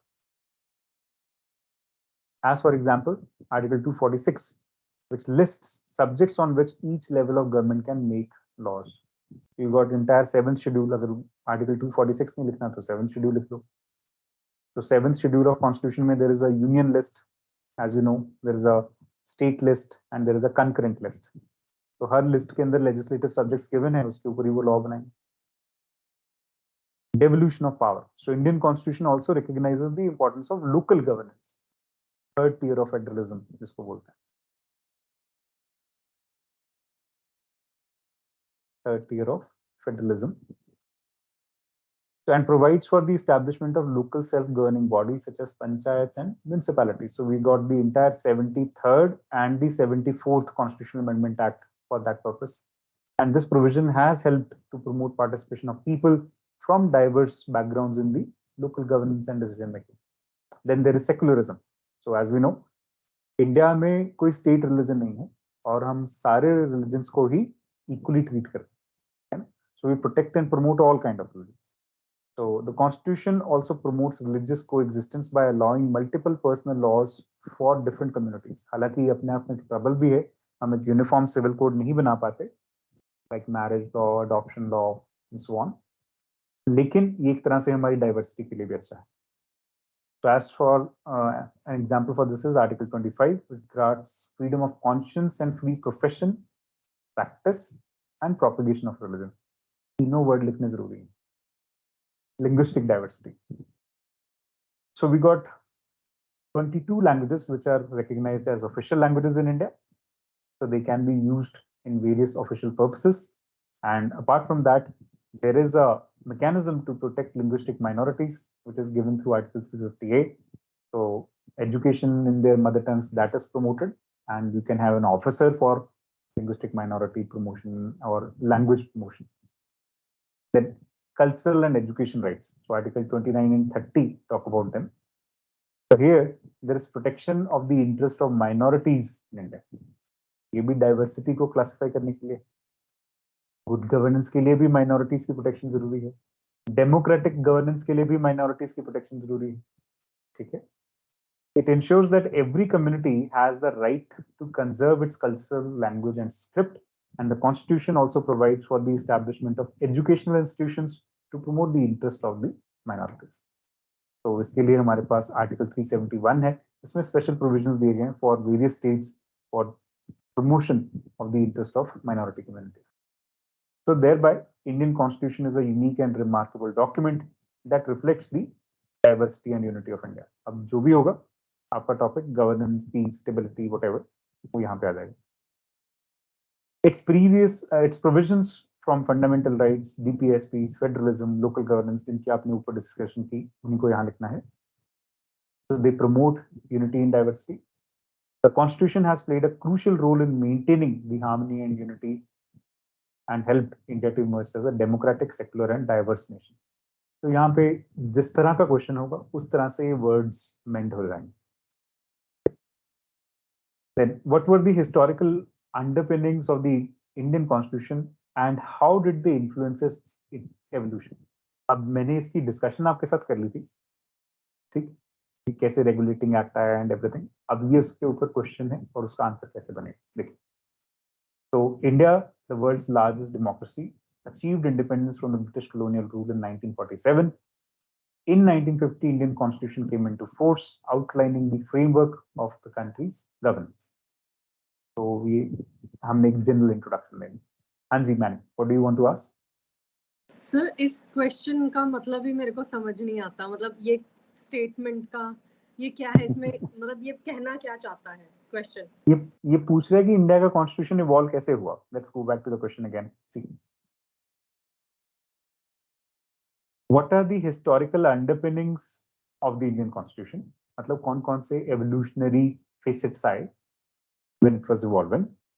How did they influence its evolution? जैसे मैंने कहा कि regulating act 1773 है, तो first intervention था into administrative effort of East India Company. उसके बाद centralization की tendency नजर आती है अलग अलग acts के अंदर, फिर decentralization की tendency नजर आती है. ठीक है, तो वैसे ही evolution के बारे में बात करनी है यहाँ पे. That are the underpinnings. Okay sir. Okay. अब देखिए, so historical underpinnings of the Indian Constitution. So सबसे पहले तो हमारा जो source है अगर देखा जाए तो it comes from indigenous tradition, colonial experiences and Western political thought. That's the source of Indian Constitution. Indigenous tradition क्या है? वही जो मैं कह रहा था कि हमारी जब से civilization है तब से Constitution की evolution चल रही है. उसको कैसे लिखना है?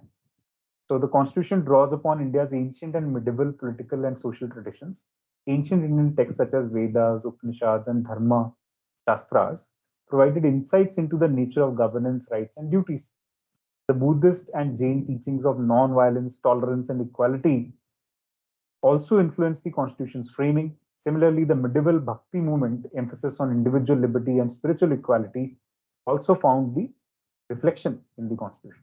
तो पुराना जो एस्पेक्ट है उसको इस तरह से. अब colonial experience को कैसे लिखते हैं? So the British colonial rule in India had a profound impact on Constitution's framing. The Indian National Congress and the political movements that emerged during the colonial period drew heavily upon Western ideas such as liberty, democracy, and constitutionalism. See, when we say constitutionalism, this is an ideology of the Constitution. कहने का मतलब आपके state को govern करने के लिए, run करने के लिए एक कॉन्स्टिट्यूशन होना चाहिए ताकि वो उसकी पावर को डिफाइन और लिमिट कर पाए. कॉन्स्टिट्यूशन का ये काम है कि गवर्नमेंट इस डिफाइंड बॉक्स के अंदर ऑपरेट करे. In the four walls of constitution the government should operate. That there should be some rules और rule of law for the state. It should not be arbitrary in nature. Constitutionalism लिखने का मतलब ये. The Montagu-Chelmsford reforms 1919 and the Government of India Act 1935 laid the groundwork for Constitution's eventual draft. तो हमारा जो आज की डेट में Constitution नजर आता है, इन दोनों के बेसिस पे सबसे ज्यादा नजर आता है. तो और भी बहुत सारे रेगुलेटिंग एक्ट है, अलग अलग का अलग अलग कंसर्न है, बट वो प्रीलिम्स के लिए ज्यादा इंपॉर्टेंट. मेंस के एंगल से जब हम बात करते हैं ना, तो एक दो चीजें लिखना ही अपने आप में सफिशिएंट होता है. हमें सारे के सारे कॉन्स्टिट्यूशनल पैराडॉक्सेस और लिमिटेशंस और ये सारी चीजें बताने की जरूरत मेंस में नहीं. Okay. Then western political thought. So we borrowed from various constitutions. Yeah. The farmers of Indian constitutions were inspired by American and French constitutions and the British parliamentary system. And the constitution also incorporates elements of socialist and Gandhian thought, such as ideas of social and economic justice, emphasis of non-violence. तो ये सब भी है. Influence on the evolution of Indian constitution. So the historical underpinnings. अब जो exact verbatim question में दिया हो ना, क्योंकि पूछ तो यही रहे हैं, तो इसको भी एक बार आंसर में डालना जरूरी है. So they have had significant impact on its evolution from the initial drafting to subsequent amendments. आज भी हो रहा है. तो ड्राफ्टिंग के लेवल पे क्या हुआ? So the Constituent Assembly, tasked with drafting the Constitution, was deeply influenced by India's diverse historical and social experiences. Assembly's members, drawn from various regions and communities, brought their unique perspective and tradition to the table. बहुत सारे उसमें nominated members भी थे और elected भी थे. Princely states से भी आ रहे थे और constituencies भी थे. The debates and discussions during the drafting process reflected the influence of India's indigenous tradition, colonial experience and Western political thought. अब ये वाला जो पार्ट है ना, आंसर लिखने के लिए आप ऊपर वाला मेथड भी यूज कर सकते हो,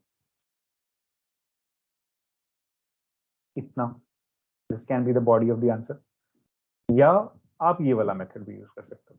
this is more of an explanation of the upper one. तो use one of them, don't use all जब आप फाइनल आंसर ड्राफ्ट करेंगे. ठीक है. Then incorporation of fundamental rights. So the Constitution's fundamental rights reflect on India's ancient and medieval traditions. जो ऊपर लिखा अब उसकी explanation. ठीक है. The right to life, liberty, equality before the law draw on India's Dharma Shastras, Bhakti movement, emphasis on spiritual equality, and the inclusion of right to freedom and religion and cultural educational rights reflect India's diverse social fabric. तो चाहे इस तरह से लिखो, चाहे ऊपर दोनों को मिक्स एंड मैच करके लिखो. जो फाइनल आंसर आप ड्राफ्ट करेंगे ये आपको होमवर्क मिलेगा, तो अकॉर्डिंगली हम देखेंगे. Now amendments to the constitution. So Indian Constitution's evolution through amendments reflects the changing political and social landscape of the country. आज भी हमारा जो Constitution है, as a document, it's alive. Why? Because it is always responding to whatever is the political or social landscape in the country and whatever is changing within that. के लिए हमेशा responding. ऐसा नहीं है कि dead Constitution है, जैसा बन गया वैसे का वैसा. So the inclusion of DPSPs, that is Directive Principles of State Policy, then inspired by Gandhian and socialist thought, with a significant amendment that reflected India's post-independence aspirations, and similarly 73rd and 74th Constitutional Amendment Acts, जिससे decentralization के ऊपर बात होती है, ये सब reflect करते हैं कि इंडिया में हम किस तरह से चेंज कर रहे हैं. फिर कुछ चीजें हैं जो इसके बेसिक इथॉस को प्रिजर्व भी करती हैं. Preserving ethos of the Constitution, that is like the basic structure doctrine. उसमें ये बोलते हैं कि भाई कॉन्स्टिट्यूशन के जो कोर फीचर्स हैं वो इंटैक्ट रहने चाहिए, वो पार्लियामेंट अमेंड नहीं कर सकती.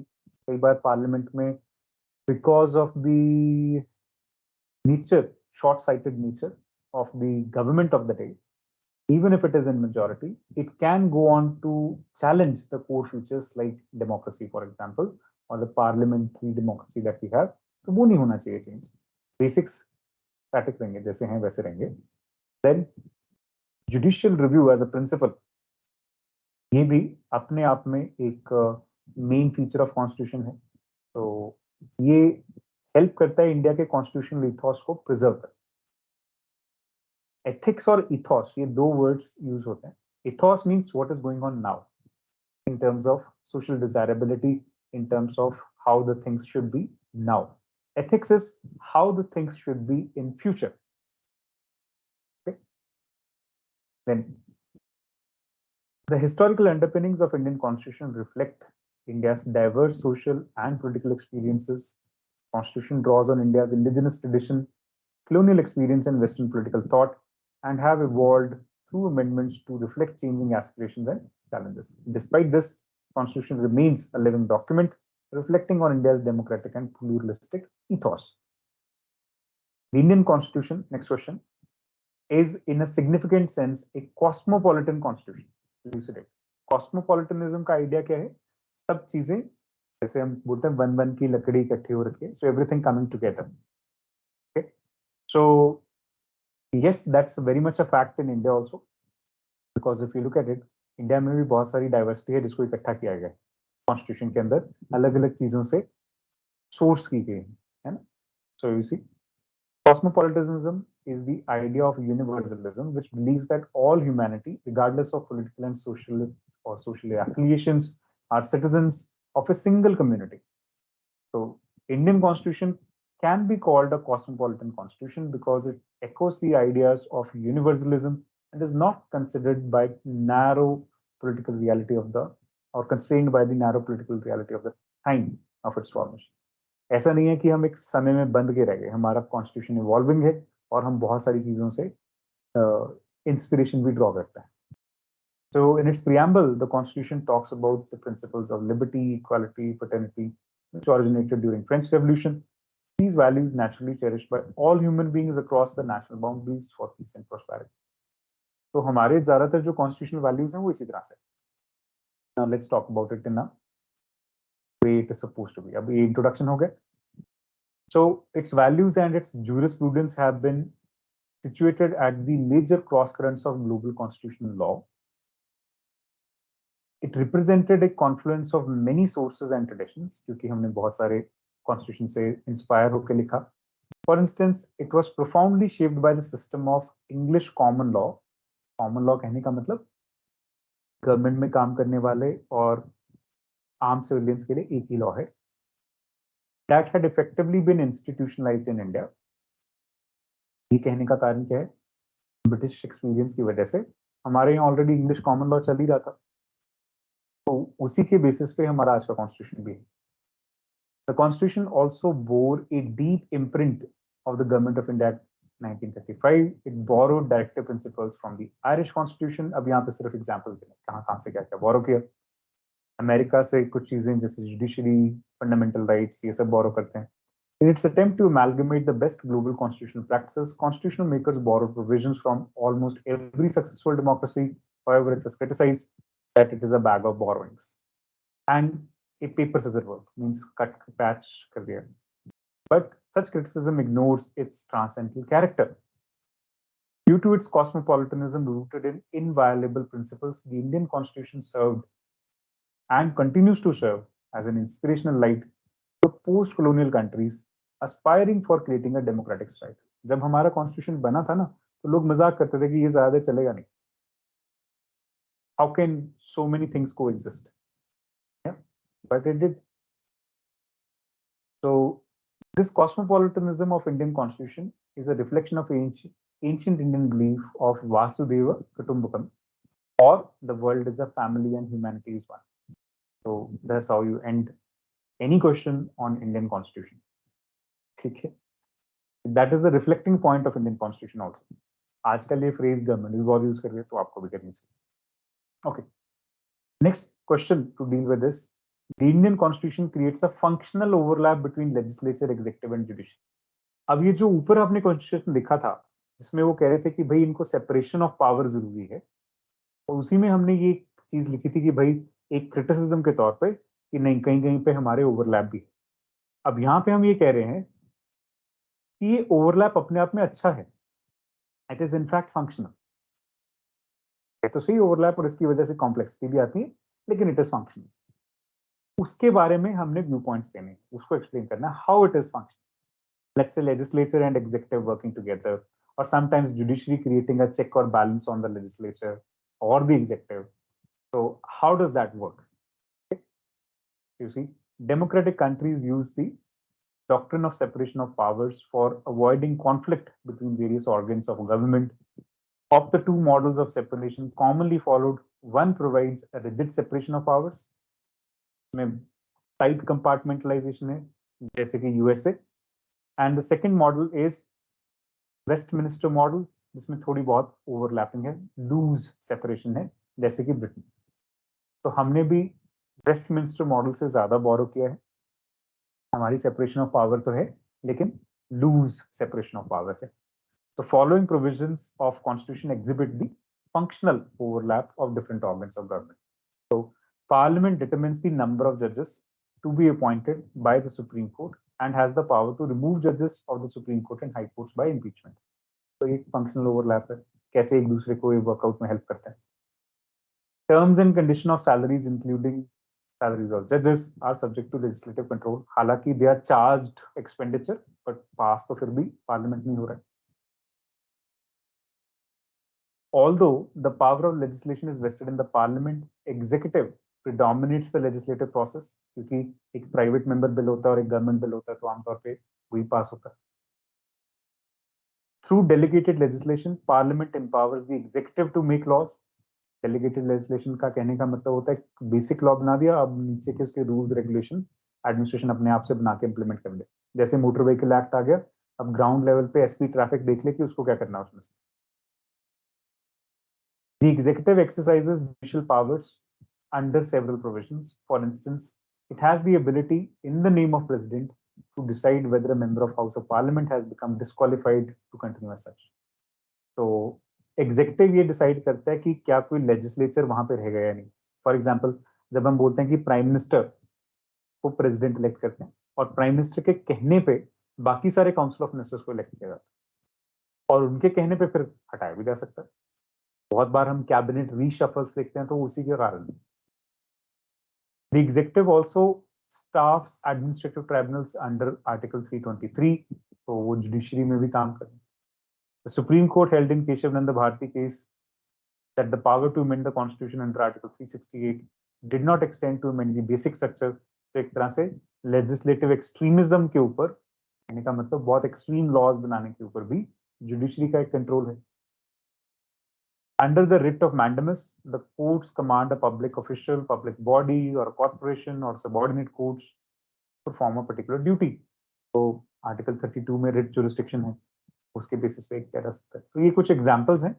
अब यहाँ बहुत सारे एग्जांपल्स हैं, इनमें से आप 2-3-4 याद रख लेंगे चलेगा, नहीं ठीक है। तो this concludes our topic for today, that is constitutionalism. कल हम फेडरलिज्म के ऊपर बात करेंगे। अब आपने क्वेश्चंस लिखने कौन से, आपकी आज की एक्सरसाइज क्या है। So please note down. अब ये जो क्वेश्चंस आपने ऊपर देखे, they are given as a input for answer writing, जितनी हमने इनपुट्स डिस्कस की। अब आप यही क्वेश्चंस को यूज करके अपने यूनिक आंसर्स लिखेंगे, ठीक है। आज के लिए आपका फर्स्ट डे थोड़ा सा इजी रखेंगे हम काम। कल मैं इसके ऊपर आपको 2-3 क्वेश्चन और एक्स्ट्रा भी दूंगा, सेम कॉन्स्टिट्यूशन के टॉपिक के ऊपर ही। लेकिन आज के लिए अभी आपने सिर्फ ये वाले जो क्वेश्चंस यहाँ पे हमने डिस्कस किए हैं, इन्हीं के अपने खुद के रिफाइंड आंसर्स लिखने हैं in the word limit of 250। When I say 250 word limit, there is a variation possibility of plus minus 10%, but not too much, ठीक है। तो ये हो सकता है कि आप 220 वर्ड्स में लिख लिया या 250 वर्ड की बजाय 270 वर्ड तक चला गया, लेकिन उससे ज्यादा नहीं होना चाहिए। 20 वर्ड्स प्लस माइनस चलेगा, बहुत ज्यादा नहीं, ठीक है। तो दैट्स दैट फॉर टुडे। अब कल के लिए आपने फेडरलिज्म के टॉपिक, एक मिनट सुनिए, कल के लिए फेडरलिज्म के टॉपिक के साथ एसोसिएटेड नोट्स पढ़ने हैं। 1, जो भी आपने नोट्स बना रखे हो वो, लक्ष्मीकांत में से centre state relations 2, and then the topics which I have given to you 3, जो आपके स्टैंडर्ड नोट्स मैंने बना के भेजे। और कल फिर हम फेडरलिज्म के ऊपर डिस्कशन करेंगे। आप चाहो तो ये आंसर्स पहले भी पढ़ के रख सकते हो, योर चॉइस, बट जब डिस्कस करेंगे तो उस टाइम पे ये सारी चीजें ऐड ऑन करते जाने। तो I am ending the recording of the session for now. अब आपको जो जो क्वेश्चंस पूछने हैं, you are free to ask, please go ahead.